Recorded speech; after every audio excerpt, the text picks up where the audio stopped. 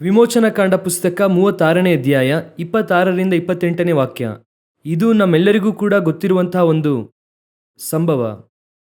ಮೋಶೆಯು ಬೆಟ್ಟದ ಮೇಲೆ ಹೋಗಿದ್ದಾರೆ. ಅವರು ಬರುವುದಕ್ಕೆ ತಡವಾಗುವಾಗ ಜನರು ತಮ್ಮನ್ನು ತಾವು ಕೆಡಿಸಿಕೊಂಡರು. ಆಗ ಅವರ ಮಧ್ಯದಲ್ಲಿ ಮೋಶೆಯು ಒಂದು ಕಾರ್ಯವನ್ನು ಹೇಳುತ್ತಾರೆ.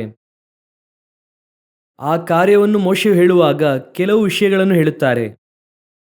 ಈಗ ನಾವು ಅದರಿಂದ ಕೆಲವು ಕಾರ್ಯಗಳನ್ನು ನೋಡುತ್ತೇವೆ. ಇದಕ್ಕೂ ನಾವಿಂದು ಎಲ್ಲರೂ ಕೂಡ ಉಜ್ಜೀವನಕ್ಕೋಸ್ಕರವಾಗಿ ಕಾದಿದ್ದೇವೆ. ಉಜ್ಜೀವನವು ಬರಬೇಕು ಎಂಬುದಕ್ಕೋಸ್ಕರವಾಗಿ ಅದಕ್ಕೆ ನಾವು ಕೆಲವು ಕಾರ್ಯಗಳನ್ನು ಮಾಡಬೇಕಾಗಿದೆ. ನಿರ್ದಿಷ್ಟವಾಗಿ ಆ ವಾಕ್ಯವನ್ನು ಓದುವಾಗ ಅವರು ಕ್ರಮವಿಲ್ಲದೆ ಸ್ವೇಚ್ಛೆಯಾಗಿ ನಡೆದುಕೊಳ್ಳುವುದನ್ನು ಮೋಶೆ ನೋಡಿ ಪಾಳೆಯದ ಬಾಗಿಲಲ್ಲಿ ನಿಂತುಕೊಂಡು, ಯೆಹೋವನ ಪಕ್ಷದವರೆಲ್ಲರೂ ನನ್ನ ಬಳಿಗೆ ಬರಬೇಕು ಎಂದು ಹೇಳಿದನು. ಆಗ ಲೇವಿಯ ಕುಲದವರೆಲ್ಲರೂ ಅವನ ಬಳಿಗೆ ಕೂಡಿ ಬಂದರು. ಇಸ್ರಾಯೇಲ್ಯರ ಪುತ್ರರಲ್ಲಿ 12 ಕುಲಗಳಿದೆ. ಇದು ನಮ್ಮೆಲ್ಲರಿಗೂ ಗೊತ್ತು. ಈ 12 ಕುಲಗಳಲ್ಲಿ ಮೋಶೆಯು ಬೆಟ್ಟದ ಮೇಲೆ ಹತ್ತಿ ಹೋಗುವಾಗ ಕೆಳಗೆ ಯೆಹೋಶುವನು ಬೆಟ್ಟದ ಕೆಳಗೆ ಮೋಶೆಗಾಗಿ ಕಾದಿರುವಾಗ ಈ ಇಸ್ರಾಯೇಲ್ಯರ ಕುಲದಲ್ಲಿರುವಂತಹ ಜನರು 2 ಭಾಗವಾಗಿ ಬೇರ್ಪಡುತ್ತಾರೆ. ಮೋಶೆಯು ಬರುವುದಕ್ಕೆ ತಡ ಮಾಡಿದಾಗ ಎಂಬುದಾಗಿ ವಾಕ್ಯ ಹೇಳುತ್ತದೆ. ಯೇಸು ಕ್ರಿಸ್ತನು ಈಗ ಎಣ್ಣೆ ಮರದ ಗುಡ್ಡದಿಂದ ಪರಲೋಕಕ್ಕೆ ಆರೋಹಣ ಆಗಿದ್ದಾರೆ. ಪೇತ್ರನ ಪುಸ್ತಕ ಹೇಳುತ್ತದೆ ತಡ ಮಾಡುತ್ತಾ ಇದ್ದಾರೆ ಎಂಬುದಾಗಿ ಕೆಲವರು ನೆನೆಸುವ ಹಾಗೆ ಎಂದು ಹೇಳಲ್ಪಡುತ್ತದೆ. ನಾವು 2000 ವರ್ಷಗಳಿಂದ ಯೇಸುವಿಗಾಗಿ ಕಾದಿದ್ದೇವೆ. ಈಗ ಈ ಆರಿಸಿಕೊಳ್ಳಲ್ಪಟ್ಟಂತಹ ಕುಲ, ಆರಿಸಿಕೊಳ್ಳಲ್ಪಟ್ಟಂತಹ ಜನಾಂಗ, ಇವರ ಮಧ್ಯದಲ್ಲಿ 2 ವಿಧವಾದಂತಹ ಜನರು ಇದ್ದಾರೆ.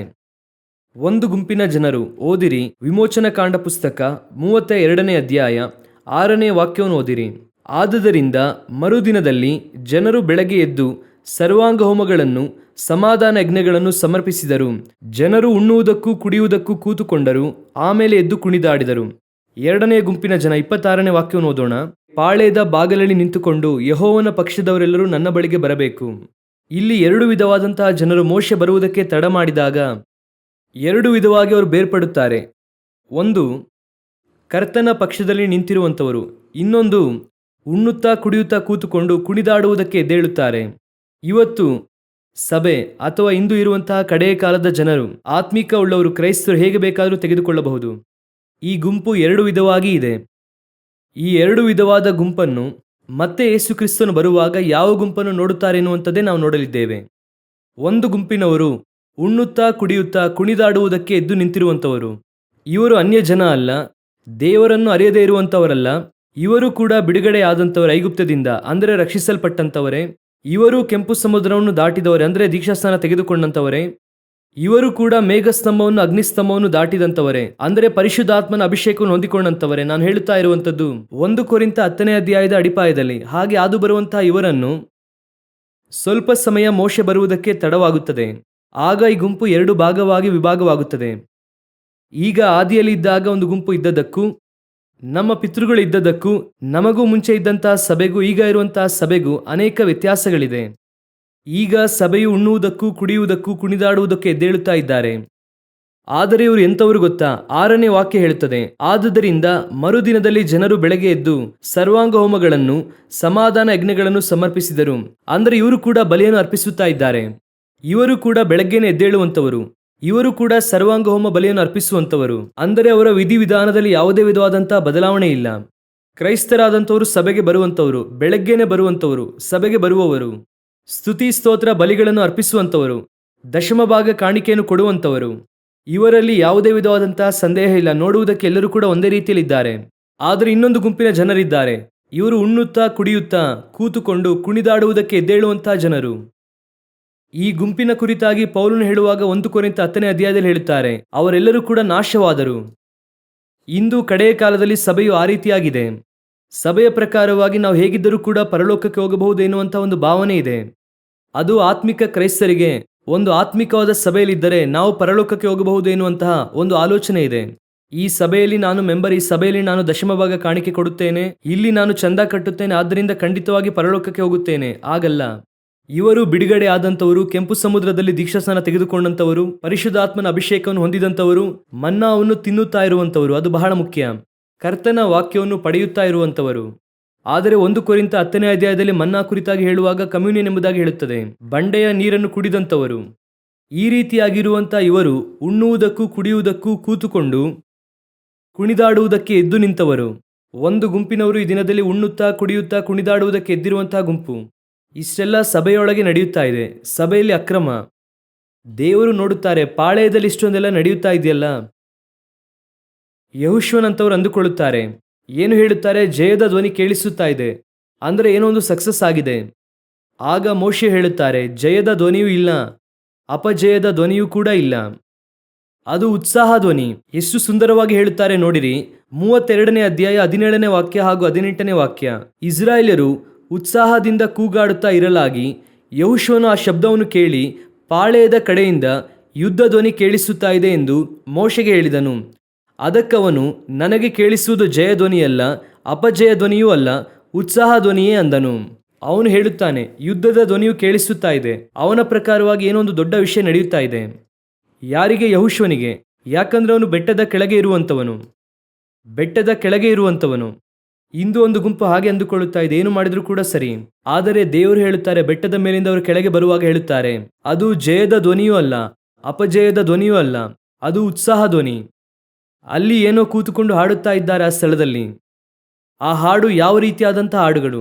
ಇಂದು ಆತ್ಮಿಕ ರೀತಿಯಲ್ಲಿ ಸತ್ಯಕ್ಕೆ ತಕ್ಕ ಹಾಗೆ ಆಡಬೇಕಾದಂತಹ ಸ್ಥಳದಲ್ಲಿ ಒಂದು ಮನರಂಜನೆಗಾಗಿ ಹಾಡು ಆಡಲ್ಪಡುತ್ತಾ ಇದೆ. ಆರಾಧಿಸಬೇಕಾದಂತಹ ಸ್ಥಳದಲ್ಲಿ ಕೂಗಾಟವು ಏನಾಗುತ್ತಾ ಇದೆ? ಸಭೆ ಎನ್ನುವಂಥದ್ದು ಏನು ಗೊತ್ತಾ? ದೇವರ ಏಣಿಯು ಇಡಲ್ಪಟ್ಟಿರುವಂತಹ ಒಂದು ಸ್ಥಳ. ಬೆತೇಲ್ ಎನ್ನುವಂಥದ್ದು ದೇವರ ಮನೆ. ಅಲ್ಲಿ ಒಂದು ಏಣಿ ಇರುತ್ತದೆ. ಎಲ್ಲಿಯ ತನಕ ಅದು ಇರುತ್ತದೆ? ಆಕಾಶದವರೆಗೂ ಇರುತ್ತದೆ. ಅಲ್ಲಿ ಒಂದು ದ್ವಾರ ಇರುತ್ತದೆ. ಆ ದ್ವಾರವು ಎಲ್ಲಿಯ ತನಕ ಹೋಗುತ್ತದೆ? ಸಭೆಯಿಂದ ನೇರವಾಗಿ ಪರಲೋಕಕ್ಕೆ ಹೋಗಬೇಕೆನ್ನುವಂಥದ್ದೇ ದೇವರ ಉದ್ದೇಶ. ಅದುವೇ ಕರ್ತನ ಯೋಜನೆ.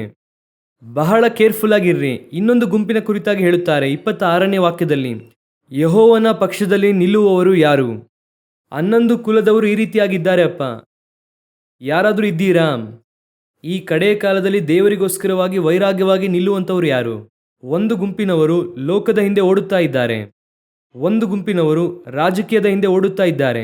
ಒಂದು ಗುಂಪಿನವರು ಪದವಿಯ ಹಿಂದೆ ಓಡುತ್ತಾ ಇದ್ದಾರೆ. ಇನ್ನೊಂದು ಗುಂಪಿನವರು ಹಣದ ಹಿಂದೆ ಓಡುತ್ತಾ ಇದ್ದಾರೆ. ಒಂದು ಗುಂಪಿನವರು ಜನರ ಹಿಂದೆ ಓಡುತ್ತಾ ಇದ್ದಾರೆ. ಈ ರೀತಿಯಾಗಿ ಹೋಗುತ್ತಾ ಇರುವಂತಹ ಪಕ್ಷದಲ್ಲಿ ದೇವರು ಕೇಳುತ್ತಿದ್ದಾರೆ, ಕರ್ತನ ಪಕ್ಷದಲ್ಲಿ ನಿಲ್ಲುವಂಥವರು ಯಾರು? ದೇವರಿಗೋಸ್ಕರವಾಗಿ ವೈರಾಗ್ಯವಾಗಿ ನಿಲ್ಲುವಂತಹ ಸೇವಕರು ಎಲ್ಲಿ? ದೇವರಿಗೋಸ್ಕರವಾಗಿ ವೈರಾಗ್ಯವಾಗಿ ನಿಲ್ಲುವಂತಹ ವಿಶ್ವಾಸಿಗಳು ಎಲ್ಲಿ? ನೀವೆಲ್ಲರೂ ಕೂಡ ಮಾಡುವುದರಿಂದ ತಪ್ಪು ಸರಿಯಾಗಿರುವುದಿಲ್ಲ. ಚೆನ್ನಾಗಿ ತಿಳಿದುಕೊಳ್ಳಿರಿ. ಎಲ್ಲರೂ ಕೂಡ ಮಾಡುತ್ತಾ ಇದ್ದಾರೆ, ಹಾಗಂತ ತಪ್ಪು ಕರೆಕ್ಟ್ ಎಂಬುದಾಗಿ ಅಲ್ಲ.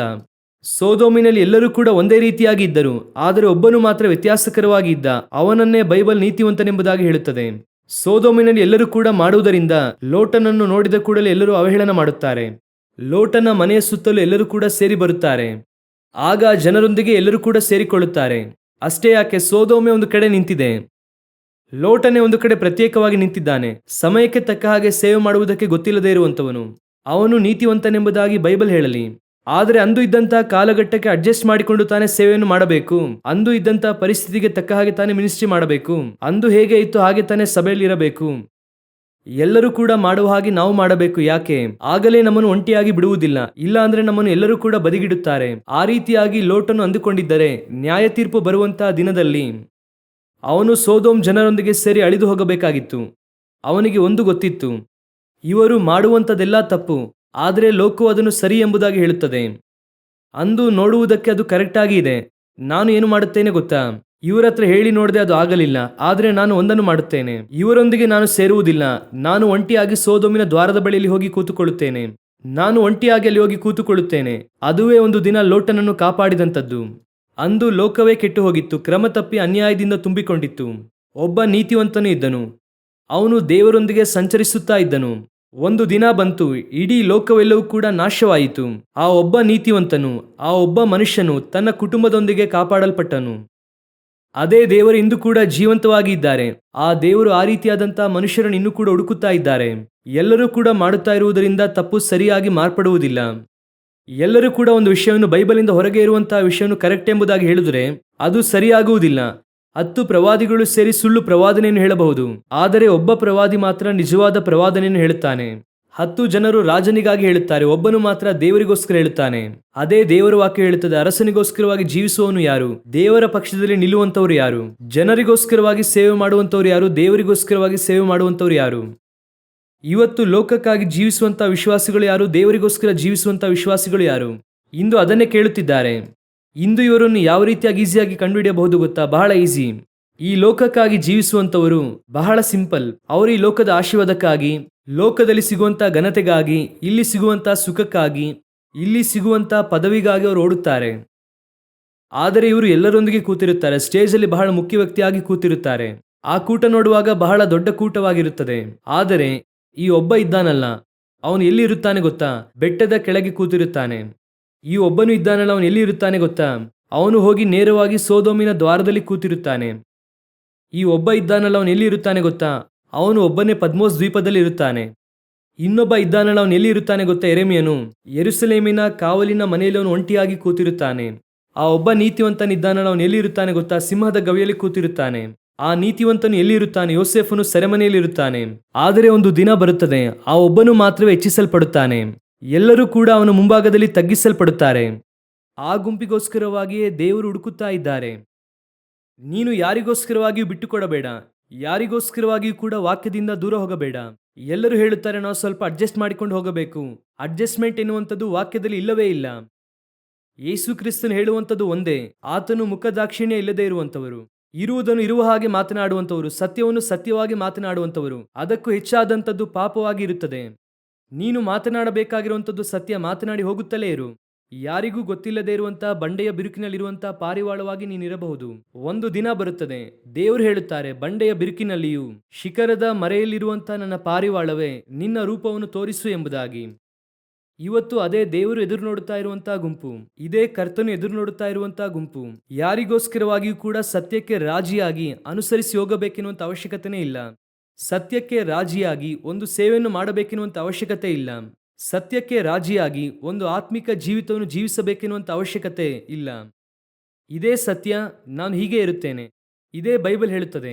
ಅದು ಕೆಲವು ಸಮಯದಲ್ಲಿ ಗಂಡ ರಕ್ಷಿಸಲ್ಪಡುವುದಕ್ಕೋಸ್ಕರವಾಗಿ ನೀವು ಸಹಿಸಿಕೊಳ್ಳಬಹುದು, ಹೆಂಡತಿ ರಕ್ಷಣೆ ಹೊಂದುವುದಕ್ಕಾಗಿ ನೀವು ಸಹಿಸಿಕೊಳ್ಳಬಹುದು. ಆದರೆ ಅವರಿಗೋಸ್ಕರ ಪಾಪ ಮಾಡುವುದಕ್ಕಾಗಲ್ಲ.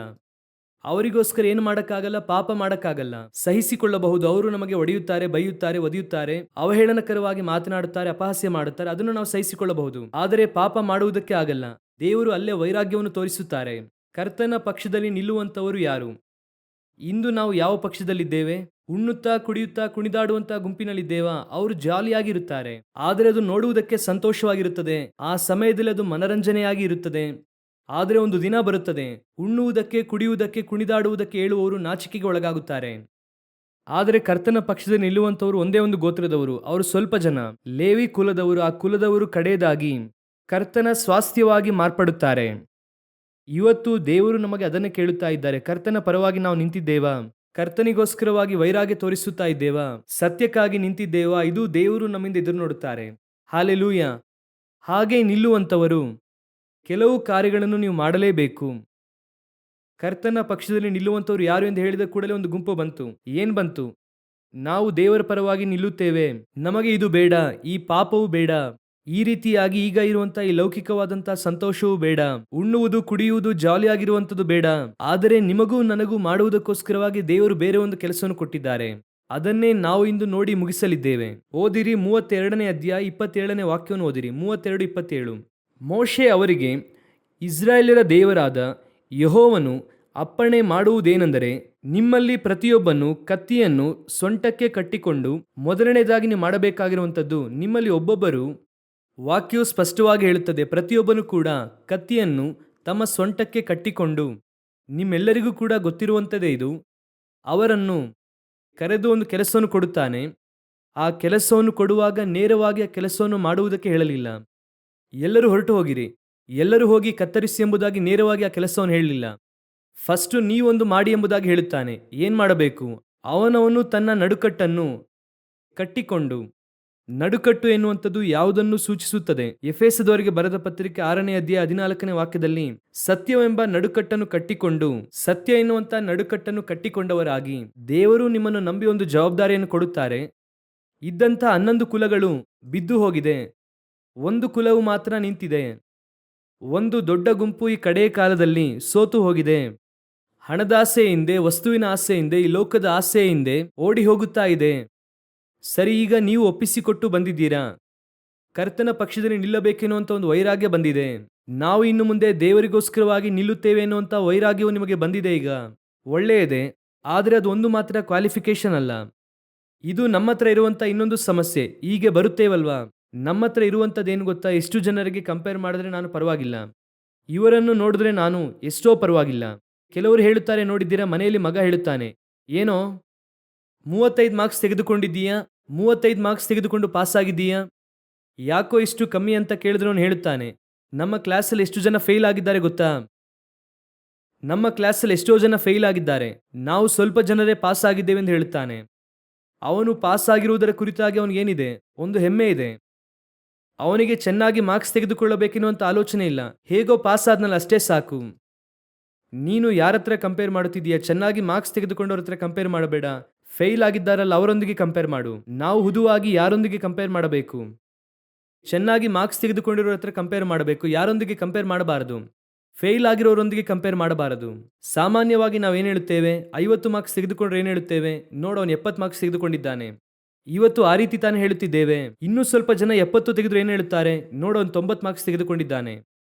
90 ಮಾರ್ಕ್ಸ್ ತೆಗೆದುಕೊಂಡ್ರು ಕೂಡ ಏನು ಹೇಳುತ್ತಾರೆ, ನೋಡು ನಿಮ್ಮ ಕ್ಲಾಸಲ್ಲಿ ಇಬ್ಬರು 95 ಮಾರ್ಕ್ಸ್ ತೆಗೆದುಕೊಂಡಿದ್ದಾರೆ, ನೀನು ಕೂಡ ತೆಗಿ. ನಾವು ಯಾವಾಗಲೂ ಕೂಡ ಯಾರೊಂದಿಗೆ ಕಂಪೇರ್ ಮಾಡುತ್ತೇವೆ, ನಮಗಿಂತ ಮೇಲೆ ಇರುವವರೊಂದಿಗೆ. ಫೇಲ್ ಗುಂಪಿನಲ್ಲಿದ್ದರೂ ಕೂಡ ಈ ಗುಂಪಿಗೆ ಎಷ್ಟೋ ಹೆಮ್ಮೆ, ಅವನಿಗಿಂತ ನಾನು ಎಷ್ಟೋ ಪರವಾಗಿಲ್ಲ. ಆದರೆ ಮೋಶೆ ಹೇಳುತ್ತಾರೆ, ಕರ್ತನ ಪಕ್ಷದಲ್ಲಿ ಬಂದಿದ್ದೀರಪ್ಪ, ಬಹಳ ಸಂತೋಷ. ನೀವು ಒಪ್ಪಿಸಿಕೊಟ್ಟು ಬಂದದ್ದು ಬಹಳ ಸಂತೋಷ. ಆದ್ದರಿಂದ ನಿನ್ನನ್ನು ಹಾಗೆ ತೆಗೆದು ನಾನು ಏನ್ ಮಾಡುವುದಕ್ಕೆ ಬಯಸುತ್ತಿಲ್ಲ, ಯೂಸ್ ಮಾಡುವುದಕ್ಕೆ ಬಯಸುತ್ತಿಲ್ಲ. ನಿನಗೂ ಕೆಲವು ಕ್ರೈಟೀರಿಯಾ ಅವಶ್ಯವಾಗಿದೆ. ಸೈನ್ಯಕ್ಕಾಗಿ ಒಪ್ಪಿಸಿಕೊಟ್ಟು ಹೋಗಿದ್ದೀರಾ ಅಂದರೆ ಪರವಾಗಿಲ್ಲ. ಈ 130 ಕೋಟಿ ಜನರಲ್ಲಿ ಸ್ವಲ್ಪ ಜನ ಒಪ್ಪಿಸಿಕೊಟ್ಟಿದ್ದೀರಾ. ಆದ್ದರಿಂದ ಎಲ್ಲರೂ ಕೂಡ ಬನ್ನಿ ಬನ್ನಿ ನಾವು ಹೋಗೋಣ, ಕಾಶ್ಮೀರ್ ಬಾರ್ಡರ್ ಯುದ್ಧ ಮಾಡೋಣ ಎಂಬುದಾಗಿ ಹಾಕುವುದಿಲ್ಲ. ಅರ್ಥವಾಗುತ್ತಿದೆ ನಿಮಗೆ? ಅದೇ ರೀತಿಯಾಗಿ ಕೆಲವರು ರನ್ನಿಂಗ್ ರೇಸ್ಗೆ ಹೋಗಿ ಸೇರಿದ ಕೂಡಲೇ ಒಳ್ಳೆಯದಾಯ್ತು, ರನ್ನಿಂಗ್ ರೇಸ್ಗೆ ಬಂದು ಬನ್ನಿ ಬನ್ನಿ ಹೋಗಿ ಟ್ರ್ಯಾಕಲ್ಲಿ ಓಡಿ ಎಂಬುದಾಗಿ ಏನ್ ಮಾಡಲ್ಲ, ಕಳುಹಿಸುವುದಿಲ್ಲ. ಮುಂಚಿತವಾಗಿ ಏನ್ ಮಾಡುತ್ತಾರೆ, ನಿಮ್ಮನ್ನು ರೆಡಿ ಮಾಡುತ್ತಾರೆ, ಸಿದ್ಧ ಮಾಡಿಯೇ ಕಳುಹಿಸುತ್ತಾರೆ. ಮೋಶೆ ನೋಡುತ್ತಾರೆ, ಒಂದು ಗುಂಪು ದೇವರಿಗೋಸ್ಕರ ನಿಲ್ಲುವುದಕ್ಕಾಗಿ ಬಂದಿದ್ದಾರೆ. ಸೂಪರ್. ಕರ್ತನ ಪರವಾಗಿ ನಿಲ್ಲುವಂತವ್ರು ಯಾರು? ನಾವು ನಿಲ್ಲುತ್ತೇವೆ. ಕೂಡಲೇ ಅವರು ಹೇಳುತ್ತಾರೆ, ಸರಿ ಲೇವಿಯರೇ, ನಿಮ್ಮ ಕತ್ತಿಯನ್ನು ತೆಗೆದುಕೊಳ್ಳಿ ಎಂಬುದಾಗಿ ಅವನು ಹೇಳಲಿಲ್ಲ. ಮೊದಲು ಹೇಳುತ್ತಾರೆ, ಪ್ರತಿಯೊಬ್ಬರು ತಮ್ಮ ನಡುಕಟ್ಟನ್ನು ಕಟ್ಟಿಕೊಂಡು, ಮೊದಲು ನಿನ್ನನ್ನು ಕಟ್ಟಿಕೋ, ಸ್ಟ್ರಾಂಗ್ ಮಾಡಿಕೋ. ನಡುಕಟ್ಟನ್ನು ಕಟ್ಟಿಕೊಳ್ಳುವಂಥದ್ದಂದರೆ ಎಫೆಸ 6ನೇ ಅಧ್ಯಾಯದಲ್ಲಿ ಹೇಳುತ್ತದೆ, ಸತ್ಯ ಎನ್ನುವಂತಹ ನಡುಕಟ್ಟನ್ನು ನೀವು ಕಟ್ಟಿಕೊಂಡವರಾಗಿ ಮೊದಲು ನೀವು ಸತ್ಯದಲ್ಲಿ ಬೆಳೆಯಬೇಕು. ಸತ್ಯ ಇಲ್ಲದೆ ಇರುವಂಥವರಿಗೆ ಸತ್ಯವನ್ನು ಹೇಳುತ್ತೀರಾ ಅಂದರೆ ಮೊದಲು ನೀವು ಏನಾಗಿರಬೇಕು, ಸತ್ಯದಲ್ಲಿ ಬೆಳೆದಿರಬೇಕು. ಆತ್ಮೀಕ ಜೀವಿತದಲ್ಲಿ ಏನೋ ಒಂದು ದೊಡ್ಡ ವಿಷಯ ಅಂದರೆ ಇನ್ನೊಬ್ಬರನ್ನು ದೂಷಿಸುವುದಕ್ಕೆ ನಾವು ಯಾವಾಗಲೂ ರೆಡಿ. ನಾವು ಇಲ್ಲಿ ದೂಷಿಸುವುದಕ್ಕಾಗಿ ಬರಲಿಲ್ಲ. ನಾವು ಇಲ್ಲಿ ಏನು ಮಾಡುತ್ತೇವೆ ಅಂದರೆ ಸತ್ಯವು ಏನೆಂಬುದಾಗಿ ಅವರಿಗೆ ಹೇಳಿಕೊಡುತ್ತೇನೆ. ಯಾಕಂದರೆ ಈ ಕಡೆಯ ಕಾಲದಲ್ಲಿ ಅವರಿಗೆ ಸತ್ಯ ಏನೆಂಬುದಾಗಿ ಗೊತ್ತಿಲ್ಲ. ಹಾಗಾದರೆ ಸತ್ಯವು ಏನೆಂಬುದಾಗಿ ಅವರಿಗೆ ಹೇಳಿಕೊಡಬೇಕು ಅಂದರೆ ಮೊದಲು ನಿಮಗೆ ಸತ್ಯವು ಏನೆಂಬುದಾಗಿ ಗೊತ್ತಿರಬೇಕು ಅಲ್ವಾ? ಇಲ್ಲಿ ಸಮಸ್ಯೆ ಏನು ಗೊತ್ತಾ, ಅವರಿಗೆ ಸತ್ಯವು ಏನೆಂಬುದಾಗಿ ಗೊತ್ತಿಲ್ಲ, ಆದರೆ ನಿಮಗೆ ಸತ್ಯವು ಏನೆಂಬುದಾಗಿ ಗೊತ್ತಿದೆ. ಆದರೆ ಅರಿತಂತವರು ಕಟ್ಟಿಕೊಂಡವರಾಗಿ ಇಲ್ಲ. ಅದೇ ಸಮಸ್ಯೆ ಇಂದು. You must be strong in your doctrines, you must be strong in your preaching. ನೀವು ಯಾವುದನ್ನು ಮಾತನಾಡುತ್ತೀರೋ ಅದರಲ್ಲಿ ದೃಢವಾಗಿರಬೇಕು. ಆದರೆ ಯಾವುದು ನಿಜವಾದ ಆರಾಧನೆ ಗೊತ್ತಾ, ನಿನ್ನನ್ನು ಸಜೀವ ಬಲಿಯಾಗಿ ದೇವರಿಗೆ ಅರ್ಪಿಸುತ್ತೀಯ ಅಲ್ವಾ, ಅದುವೇ ವಿವೇಕಪೂರ್ವಕವಾದ ಆರಾಧನೆ. ನಿನಗೆ ನೀನು ಬಲಿಯಾಗಬೇಕು, ಅದಕ್ಕೆ ಹೆಸರೇ ಆರಾಧನೆ. ಅದನ್ನು ಹೇಳಿ ಅವರಿಗೆ ಕೊಡಬೇಕು ಅಂದರೆ ಮೊದಲು ನಿಮಗೆ ಸತ್ಯ ಗೊತ್ತಿರಬೇಕಲ್ವಾ? ನಮ್ಮವರು ಈ ದಿನದಲ್ಲಿ ನಡುಕಟ್ಟನ್ನು ಕಟ್ಟಿಕೊಂಡವರಾಗಿ ಇಲ್ಲ. ಕರ್ತನ ಪಕ್ಷದಲ್ಲಿ ನಿಂತಿದ್ದೇವೆ, ವೈರಾಗ್ಯವೂ ಇದೆ, ಆದರೆ ಇಂದು ಏನಿಲ್ಲ, ಇಲ್ಲಿ ಸತ್ಯವೂ ಇಲ್ಲ. ಸತ್ಯದಲ್ಲಿ ಸ್ಥಿರವಾಗಿರಬೇಕು. ಆದ್ದರಿಂದ ಮತ್ತೆ ಮತ್ತೆ ನಾವು ಹೇಳುತ್ತೇವೆ, ಇಲ್ಲಿ ವಾಕ್ಯವೂ ಇದೆ ಆದರೆ ಸತ್ಯವೂ ಇಲ್ಲ. ಸಭೆಯಲ್ಲಿ ವಾಕ್ಯ ಇದೆ, ಅದನ್ನು ಹೇಳಿಕೊಡುತ್ತಾ ಇದ್ದಾರೆ, ನೀವು ಅದನ್ನು ಕೇಳುತ್ತಾ ಇದ್ದೀರಾ, ಆದರೆ ಸತ್ಯದಲ್ಲಿ ನಡೆಯುತ್ತಾ ಇದ್ದೀರಾ? ವಾಕ್ಯ ಎನ್ನುವುದು ಬೇರೆ, ಸತ್ಯ ಎನ್ನುವುದು ಬೇರೆ. ವಾಕ್ಯವನ್ನು ಯಾರು ಬೇಕಾದರೂ ಹೇಳಬಹುದು, ಆದರೆ ಸತ್ಯದಲ್ಲಿ ನೀವು ಮಾತ್ರ ನಡೆಯುವುದಕ್ಕೆ ಸಾಧ್ಯ. ಹಾಗಾದರೆ ಸತ್ಯದಲ್ಲಿ ನಡೆಯುವವರಾಗಿದ್ದೀರಾ? ಅದುವೇ ಫಸ್ಟು. ನೀವು ಎಷ್ಟು ದೊಡ್ಡ ಅದ್ಭುತವನ್ನು ಮಾಡುತ್ತೀರಾ ಎನ್ನುವಂಥದ್ದು ಮುಖ್ಯವಲ್ಲ. ಎಷ್ಟರ ಮಟ್ಟಿಗೆ ನೀವು ಆತ್ಮಿಕ ಉಳ್ಳವರಾಗಿದ್ದೀರಾ ಎಂಬುದಾಗಿ ನಿಮ್ಮ ಕುರಿತಾಗಿ ಹೊಗಳುವಂಥದ್ದು ಮುಖ್ಯವಲ್ಲ. ನಿಮ್ಮ ಸಭೆಯಲ್ಲಿ ಎಷ್ಟು ಜನರು ಇದ್ದಾರೆ ಎನ್ನುವಂಥದ್ದು ಮುಖ್ಯವೇ ಅಲ್ಲ. ನಿಮ್ಮನ್ನು ಎಷ್ಟು ಜನರು ಹೊಗಳುತ್ತಾ ಇದ್ದಾರೆ ಎನ್ನುವಂಥದ್ದು ಕೂಡ ಮುಖ್ಯವಲ್ಲ. ಕರ್ತನ ಮುಂಭಾಗದಲ್ಲಿ ನೀವು ಸತ್ಯಕ್ಕಾಗಿ ನಿಲ್ಲುವವರಾಗಿದ್ದೀರಾ ಎನ್ನುವಂಥದ್ದೇ ಪ್ರಶ್ನೆ. ದೇವರು ನಿಮ್ಮ ಕುರಿತಾಗಿ ಸಾಕ್ಷಿನ ಹೇಳುತ್ತಾ ಇದ್ದಾರಾ? ದೇವರು ನಿಮ್ಮ ಕುರಿತಾಗಿ ಏನು ಹೇಳುತ್ತಿದ್ದಾರೆ? ಅವರು ನಿಮ್ಮನ್ನು ನೋಡಿ ಸಂತೋಷ ಪಡುತ್ತಾ ಇದ್ದಾರಾ? ದಾನಿಯೇಲನನ್ನು ನೋಡಿ ದೇವರು ಹೇಳುತ್ತಾರೆ, ನನ್ನ ಪ್ರಿಯ ಪುರುಷನಾಗಿರುವ ದಾನಿಯೇಲನೇ, ಇಗೋ ನೀನು ತಿಳಿದುಕೊಳ್ಳಬೇಕಾಗಿರುವಂತಹ ಕಾರ್ಯವನ್ನು ತಿಳಿಸುವುದಕ್ಕಾಗಿ ನಾನು ಬಂದಿದ್ದೇನೆ. ಒಂದು ಸತ್ಯವನ್ನು ಕೇಳಿದೆ, ಅದನ್ನು ವಿವರಿಸುವುದಕ್ಕಾಗಿ ನಾನೇನ್ ಮಾಡಿದ್ದೇನೆ? ಬಂದಿದ್ದೇನೆ. ಈಗ ಸಭೆಯಲ್ಲಿ ಏನು ಬಂದಿದೆ? ಕಣ್ಣಿನ ಆಶೆ ಬಂದಿದೆ. ಯಾವುದು ಕಣ್ಣಿನ ಆಶೆ ಅಂದರೆ? ಇಲ್ಲಿರುವಂಥದ್ದನ್ನು ಬಿಟ್ಟು ಅವರು ಒಂದನ್ನು ನೋಡಿದ್ರು ನೋಡಿ, ಐಗುಪ್ತದಲ್ಲಿದ್ದಂತಹ ಈರುಳ್ಳಿ. ಅವ್ರು ಹೇಳುತ್ತಾರೆ ನೋಡಿ, ನಾವು ಅಲ್ಲಿ ಚೆನ್ನಾಗಿಯೇ ಇದ್ವಿ, ಶರೀರದ ಆಶೆಯು ಬಂತು ನೋಡಿರಿ.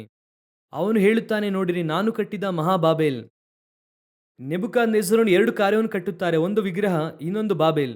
ಎರಡನ್ನು ಕೂಡ ನೋಡಿ ಅವರಿಗೆ ಹೆಮ್ಮೆ ಬಂತು. ದೇವರು ಹೇಳುತ್ತಾರೆ, ನಾನು ಎಲ್ಲಿ ಹೇಗೆ ಇರಬೇಕೆಂಬುದಾಗಿ ಪರಲೋಕವು ನಿರ್ಣಯಿಸಿದೆ.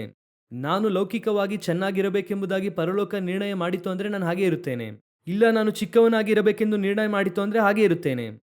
ಯೇಸು ಕ್ರಿಸ್ತನ್ ಅಂದುಕೊಂಡಿದ್ದರೆ ಏನು ಮಾಡಬಹುದಾಗಿತ್ತು? ಯೋಚನೆ ಮಾಡಿ ನೋಡ್ರಿ. ನನಗೆ ಬಹಳ ಆಶ್ಚರ್ಯ ಏನೆಂದರೆ, ಪೇತ್ರನನ್ನು ನೋಡಿ ದೇವರು ಒಂದನ್ನು ಹೇಳುತ್ತಾರೆ, ನಿನ್ನ ಮೇಲೆ ನನ್ನ ಸಭೆಯನ್ನು ನಾನು ಕಟ್ಟುವೆನು. ಈಗ ಪೇತ್ರನ ಮೊದಲನೆಯ ಮೀಟಿಂಗಲ್ಲಿ ಎಷ್ಟು ಜನ ರಕ್ಷಣೆ ಹೊಂದಿದರು? 3,000 ಜನ. ಎರಡನೇ ಮೀಟಿಂಗಲ್ಲಿ ಎಷ್ಟು ಜನ ರಕ್ಷಣೆ ಹೊಂದಿದ್ರು? ಟೋಟಲ್ ಆಗಿ ಎಷ್ಟು ಜನ ಬಂದಿದ್ರು? 8,000 ಜನ ಬಂದರು. ಹಾಗಾದ್ರೆ ಫಸ್ಟ್ ದೊಡ್ಡ ಚರ್ಚನ್ನು ಕಟ್ಟಬೇಕಾಗಿದ್ದದ್ದು ಯಾರು? ಯಾಕೆ ಕಟ್ಟಲಿಲ್ಲ? ದೇವರು ಹೇಳುತ್ತಾರಲ್ಲ, ನಿನ್ನ ಮೇಲೆ ನನ್ನ ಸಭೆಯನ್ನು ಕಟ್ಟುವೆನು. ವಾಗ್ದಾನವೂ ಕೂಡ ಇದೆ. ಸರಿ, ಪೇತ್ರನ ಬಳಿಯಲ್ಲಿ ಆಸ್ತಿ ಇಲ್ಲ ಎಂಬುದಾಗಿ ಅಂದುಕೊಳ್ಳಬೇಡಿ.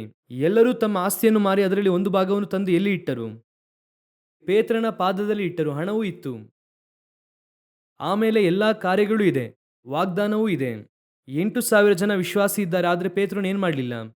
ಪೇತ್ರನಿಗೆ ಗೊತ್ತಿದೆ, ಆಲಯ ಎನ್ನುವಂಥದ್ದು ಕಟ್ಟಡವಲ್ಲ, ಆಲಯ ಎನ್ನುವಂಥದ್ದು ನೀವು ನಾನು ಆಗಿದ್ದೇವೆ. ಅದು ಪೇತ್ರನಿಗೆ ಗೊತ್ತಿದೆ. ಹಾಗಾದ್ರೆ ಆಲಯವನ್ನು ಕಟ್ಟಬಾರದ? ಆಲಯ ಅಲ್ಲ, ಕಟ್ಟಡ ಅವಶ್ಯ. ಇಷ್ಟು ಜನ ಬಂದು ಆರಾಧಿಸುವುದಕ್ಕೆ ಒಂದು ಸ್ಥಳ ಅವಶ್ಯ. ನಾನು ಆಲಯದ ವಿಷಯದಲ್ಲಿ ಕಾನ್ಸಂಟ್ರೇಟ್ ಮಾಡಬೇಕು, ಕಟ್ಟಡದ ವಿಷಯದಲ್ಲಿ ಮಾಡಬಾರದು. ಈ ಆಲಯ ಎನ್ನುವಂಥದ್ದು ಕಟ್ಟಡವಾಗಿ ಮಾರ್ಪಟ್ಟಿರುವುದರಿಂದ ಇವತ್ತು ನಾವು ಯಾವುದನ್ನು ಕಾನ್ಸಂಟ್ರೇಟ್ ಮಾಡುತ್ತಿಲ್ಲ, ಆಲಯವನ್ನು ಕಾನ್ಸಂಟ್ರೇಟ್ ಮಾಡುತ್ತಿಲ್ಲ, ಕಟ್ಟಡವನ್ನು ಕಾನ್ಸಂಟ್ರೇಟ್ ಮಾಡುತ್ತಿದ್ದೇವೆ. ಲೋಕ ಎನ್ನುವಂಥದ್ದು ಕಣ್ಣಿನ ಆಶೆ, ಲೋಕ ಎನ್ನುವಂಥದ್ದು ಜೀವನದ ಗರ್ವ, ಲೋಕ ಎನ್ನುವಂಥದ್ದು ಶರೀರದ ಆಶೆ. ದೇವರು ಹೇಳುತ್ತಾರೆ, ನಾನು ನಿನ್ನನ್ನು ಯಾಕೆ ಇಟ್ಟಿದ್ದೇನೆ? ನಿನ್ನ ನಡುಕಟ್ಟನ್ನು ಕಟ್ಟಿಕೊಂಡು ಬಾ. ನಡುಕಟ್ಟನ್ನು ಕಟ್ಟಿಕೋ, ಸತ್ಯದಲ್ಲಿ ನಿಲ್ಲು. ನಾನು ಮತ್ತೆ ಹೇಳುತ್ತೇನೆ, ಸಭೆ ಎನ್ನುವಂಥದ್ದು ಈ ಮಣ್ಣಿನಿಂದ ಅಸ್ಥಿವಾರವನ್ನು ಹಾಕಿದ್ರೆ ಅದು ಕಟ್ಟಡ. ಸಭೆ ಎನ್ನುವಂಥದ್ದು ಸತ್ಯದಲ್ಲಿ ಅಸ್ಥಿವಾರವು ಹಾಕಲ್ಪಟ್ಟಿದ್ದರೆ ಅದು ಪರಲೋಕದ ಸಭೆ, ಅದು ನೀವು ಹಾಗೂ ನಾನು. ನಡುಕಟ್ಟನ್ನು ಕಟ್ಟಿಕೋ, ಮೊದಲು ಸತ್ಯದಲ್ಲಿ ನಿಲ್ಲು. ಮೊದಲು ಸತ್ಯ ಏನೆಂಬುದಾಗಿ ತಿಳಿದುಕೋ. ನಾನು ಕರ್ತನ ಪಕ್ಷದಲ್ಲಿ ನಿಂತಿದ್ದೇನೆ, ನಾನು ದೇವರಿಗೋಸ್ಕರ ಒಪ್ಪಿಸಿಕೊಟ್ಟು ಬಂದಿದ್ದೇನೆ, ನಾನು ಆತ್ಮಿಕ ಉಳ್ಳವನು. ಎಲ್ಲ ಕರೆಕ್ಟೇ, but you must also know the truth. ಯಾವುದು ಸತ್ಯ? ಎಲ್ಲರೂ ಕೂಡ ಹೇಳುವಂಥದ್ದು ಯಾವಾಗಲೂ ಕೂಡ ಸತ್ಯವಲ್ಲ. ಇವತ್ತು ನಡುಕಟ್ಟನ್ನು ಕಟ್ಟಿಕೊಳ್ಳಬೇಕೆಂಬುದಾಗಿ ದೇವರು ಬಯಸುತ್ತಿದ್ದಾರೆ. ಎರಡನೆಯದಾಗಿ, ನಡುಕಟ್ಟನ್ನು ಕಟ್ಟಿಕೊಂಡರೆ ಮಾತ್ರ ಸಾಕಾಗುವುದಿಲ್ಲ, ಅದರಲ್ಲಿ ಏನಿರಬೇಕು? ಮುಂದಿನ ಮಾತಲ್ಲಿ ಅವ್ರು ಏನ್ ಹೇಳುತ್ತಾರೆ ನೋಡಿರಿ, ನಡುಕಟ್ಟನ್ನು ಕಟ್ಟಿಕೊಂಡವರಾಗಿ. ವಿಮೋಚನ ಕಾಂಡ 32:27, ನಿಮ್ಮಲ್ಲಿ ಪ್ರತಿಯೊಬ್ಬನು ಕತ್ತಿಯನ್ನು ಸೊಂಟಕ್ಕೆ ಕಟ್ಟಿಕೊಂಡು. ಹಾಗಾದ್ರೆ ನಡುವನ್ನು ಕಟ್ಟುವುದರಲ್ಲಿ ಬರೀ ನಡುಕಟ್ಟನ್ನು ಕಟ್ಟಿಕೊಂಡ್ರೆ ಸಾಕಾಗುವುದಿಲ್ಲ, ಅದರೊಂದಿಗೆ ಇನ್ನೊಂದು ಸೇರಿಸಿ ಕಟ್ಟಿಕೊಳ್ಳಬೇಕು. ಏನ್ ಕಟ್ಟಿಕೊಳ್ಳಬೇಕು? ಕತ್ತಿಯನ್ನು ಸೇರಿಸಿ ಕಟ್ಟಿಕೊಳ್ಳಬೇಕು. ಯಾವುದು ಕತ್ತಿ? ಅದೇ ಎಫೆಸದವರಿಗೆ 6ನೇ ಅಧ್ಯಾಯ ಏನ್ ಹೇಳುತ್ತದೆ? 17ನೇ ವಾಕ್ಯ, ಪವಿತ್ರಾತ್ಮನು ಕೊಡುವ ದೇವರ ವಾಕ್ಯವೆಂಬ ಕತ್ತಿಯನ್ನು ಹಿಡಿಯಿರಿ. ಹಾಗಾದರೆ ಸಭೆಯಲ್ಲಿ ನೆಕ್ಸ್ಟ್ ಇರಬೇಕಾದಂಥದ್ದೇನು? ಸತ್ಯದಲ್ಲಿ ಬೆಳೆದಂತಹ ಸಭೆ ಯಾವುದರ ಕುರಿತಾಗಿ ಮಾತಾಡಬೇಕು? ಪವಿತ್ರಾತ್ಮನ ಕತ್ತಿಯಾಗಿರುವಂತಹ ದೇವರ ವಾಕ್ಯವನ್ನು ಹಿಡಿದಿರಬೇಕು. ವಾಕ್ಯವನ್ನು ಯಾತಕ್ಕಾಗಿ ಇಟ್ಟುಕೊಂಡಿರಬೇಕು? ಈಗ ಸಭೆಯಲ್ಲಿ ವಾಕ್ಯ ಇದೆಯಾ? ಇದೆ. ಕತ್ತರಿಸುತ್ತದಾ? ಆ ಕತ್ತಿಯು ಕತ್ತರಿಸುತ್ತದಾ? ಅವನು ಏನ್ ಹೇಳುತ್ತಾನೆ? 32ನೇ ಅಧ್ಯಾಯ ವಿಮೋಚನ ಕಾಂಡ ಪುಸ್ತಕ 27ನೇ ವಾಕ್ಯ, ನಿಮ್ಮಲ್ಲಿ ಪ್ರತಿಯೊಬ್ಬನು ಕತ್ತಿಯನ್ನು ಸೊಂಟಕ್ಕೆ ಕಟ್ಟಿಕೊಂಡು ಪಾಳೆಯದ ಮಧ್ಯದಲ್ಲಿ ಒಂದು ಬಾಗಿಲಿನಿಂದ ಮತ್ತೊಂದು ಬಾಗಿಲಿನವರೆಗೂ ಹೋಗುತ್ತಾ ಬರುತ್ತಾ. ಹಾಗಂದ್ರೆ ಏನು ಅರ್ಥ? ಕತ್ತರಿಸು ಎಂದು ಅರ್ಥ. ವಾಕ್ಯ ಎನ್ನುವಂಥದ್ದು ಸವರುವುದಕ್ಕಾಗಿ ಅಲ್ಲ. ಕತ್ತಿ ಎನ್ನುವಂಥದ್ದು ಯಾವುದಕ್ಕೆ? ಕತ್ತಿಯಲ್ಲಿ 2 ಕತ್ತಿ ಇದೆ. ಒಂದು ಕತ್ತಿ ಕತ್ತರಿಸುವಂತ ಕತ್ತಿ, ಇನ್ನೊಂದು ಕತ್ತಿ ಮಂಡವಾಗಿರುವಂತ ಕತ್ತಿ. ಅದು ಕತ್ತರಿಸುವುದಿಲ್ಲ, ಅದು ಏನ್ ಮಾಡುವುದಿಲ್ಲ, ಕತ್ತರಿಸುವುದಿಲ್ಲ. ವಾಕ್ಯವು ಹೇಳುತ್ತದೆ, ಅದು ಕೀಲು ಹಾಗೂ ಮಜ್ಜೆಯನ್ನು ವಿಭಾಗಿಸುವಂಥದ್ದಾಗಿದೆ. ಹೇಗೆ ವಿಭಾಗಿಸುತ್ತದೆ? ಹೇಗೆ ಎಂಬುದಾಗಿ ನೀವು ಹೋಗಿ ಹಾಸ್ಪಿಟಲ್ ಅಲ್ಲಿ ನೋಡಿ. ಆಪರೇಷನ್ ಅನ್ನು ಮಾಡುತ್ತಾರೆ, ಅವರು ಬಂದು ಹಾಗೆ ಬಾಡಿಯನ್ನು ಹಾರ್ಟ್ ಆಪರೇಷನ್ ಮಾಡುವಾಗ ಹೇಳುತ್ತಾರೆ, ಅದೆಲ್ಲ ಮೇಜರ್ ಆಪರೇಷನ್ ಎಂದು ಹೇಳುತ್ತಾರೆ. ಬೈಪಾಸ್ ಸರ್ಜರಿಯನ್ನು ಮಾಡುತ್ತಾರೆ, ಹಾಗೆ ಹಾರ್ಟ್ ಅನ್ನು ಕತ್ತರಿಸಿ ಈಗ ಅದನ್ನು ತೋರಿಸುವಷ್ಟರ ಮಟ್ಟಿಗೆ ಬಂದಿದೆ, ಹಾಗೆ ಕತ್ತರಿಸುತ್ತಾರೆ. ಆ ಕತ್ತಿ ಏನು ಮಾಡುತ್ತದೆ? ಕತ್ತರಿಸುತ್ತದೆ. ಚಿಕ್ಕ ನರವನ್ನು ಕೂಡ ಕತ್ತರಿಸುತ್ತದೆ. ಹಾಗಾದ್ರೆ ಆ ಕತ್ತಿ ಹೇಗೆ ಇರಬೇಕು? ವಾಕ್ಯವು ಹೇಗೆ ಇರಬೇಕು? ಶಾರ್ಪ್ ಆಗಿ ಇರಬೇಕು. ವಾಕ್ಯ ಎನ್ನುವಂತ ಕತ್ತಿ ಇದೆ. ಸತ್ಯ ಹೇಗಿರಬೇಕು? ಇಂದು ಏನಾಗಿದೆ ಗೊತ್ತಾ? ಅನೇಕರಲ್ಲಿ ನಡುಕಟ್ಟು ಚೆನ್ನಾಗಿದೆ, ಸತ್ಯವು ಚೆನ್ನಾಗಿ ಇದೆ. ಆದರೆ ಕತ್ತಿಯು ಶಾರ್ಪ್ ಆಗಿ ಇಲ್ಲ. ಮಾತನಾಡುವುದಕ್ಕೆ ಭಯ. ಅದು ತಪ್ಪು ಎಂಬುದಾಗಿ ಗೊತ್ತಿದ್ದರೂ ಕೂಡ ಏನು ಮಾಡೋದಿಲ್ಲ, ಹೇಳೋದಿಲ್ಲ. ಎಲಿಯನ ಕಾಲದಲ್ಲಿ 3 ವಿಧವಾದಂತಹ ಪ್ರವಾದಿಗಳಿದ್ದರಂತೆ. ಒಬ್ಬರು ಎಂಥವರು ಗೊತ್ತಾ? ಬಾಳನ ಬಲಿಪೀಠದಲ್ಲಿ ಹೋಗಿ ತಿನ್ನುವಂಥವರು. ಅವರು ಹಾಗೆ ಹೋದ್ರು, ಅವರನ್ನು ಬಿಟ್ಬಿಡಿ. ಇನ್ನೊಬ್ಬನು ಇದ್ದಾನೆ, ಯಾರು ಗೊತ್ತಾ? ಎಲಿಯನು. ಇವನು ಕತ್ತರಿಸುವವನು. ಆಹಾಬನನ್ನು ನೋಡಿ ಹೇಳುತ್ತಾನೆ, ನೀನೇ ಕಳವಳದಿಂದ ನಿಂತಿರುವಂಥ ಮನುಷ್ಯನು ಎಂದು. ಅವನು ಹೇಳುತ್ತಾನೆ, ಎಲಿಯ ಹೇಳುತ್ತಾನೆ, ಬಾಳನ ಪ್ರವಾದಿಗಳನ್ನು ಹಿಡಿದುಕೊಂಡು ಅವರನ್ನು ಕತ್ತರಿಸಿ ಎಂದು ಹೇಳುತ್ತಾನೆ.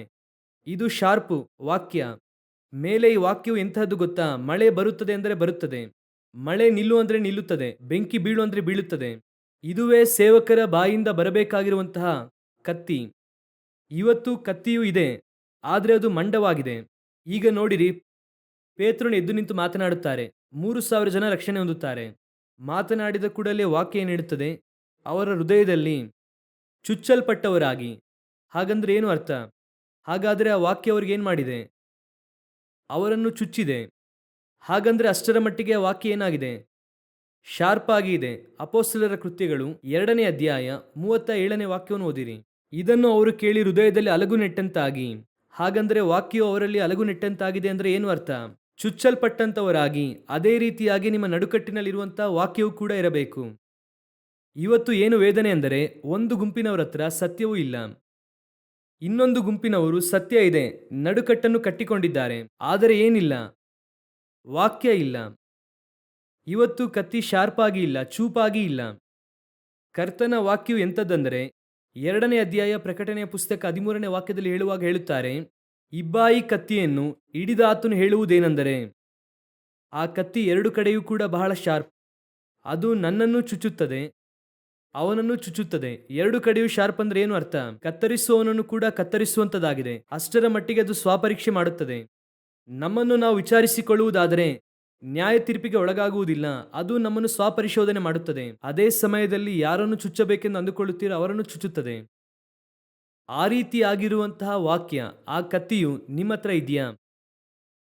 ಕರ್ತನು ನಿಮ್ಮನ್ನು ಉಪಯೋಗಿಸಬೇಕು ಅಂದರೆ ಬರೀ ಕರ್ತನ ಪಕ್ಷದಲ್ಲಿ ನಿಂತರೆ ಮಾತ್ರ ಸಾಕಾಗುವುದಿಲ್ಲ, ಸತ್ಯವನ್ನು ಇಟ್ಟುಕೊಂಡರೆ ಮಾತ್ರ ಸಾಕಾಗುವುದಿಲ್ಲ. ಆ ಸತ್ಯವನ್ನು ಇಟ್ಟುಕೊಂಡು ನೀವು ಮಾತನಾಡಬೇಕು.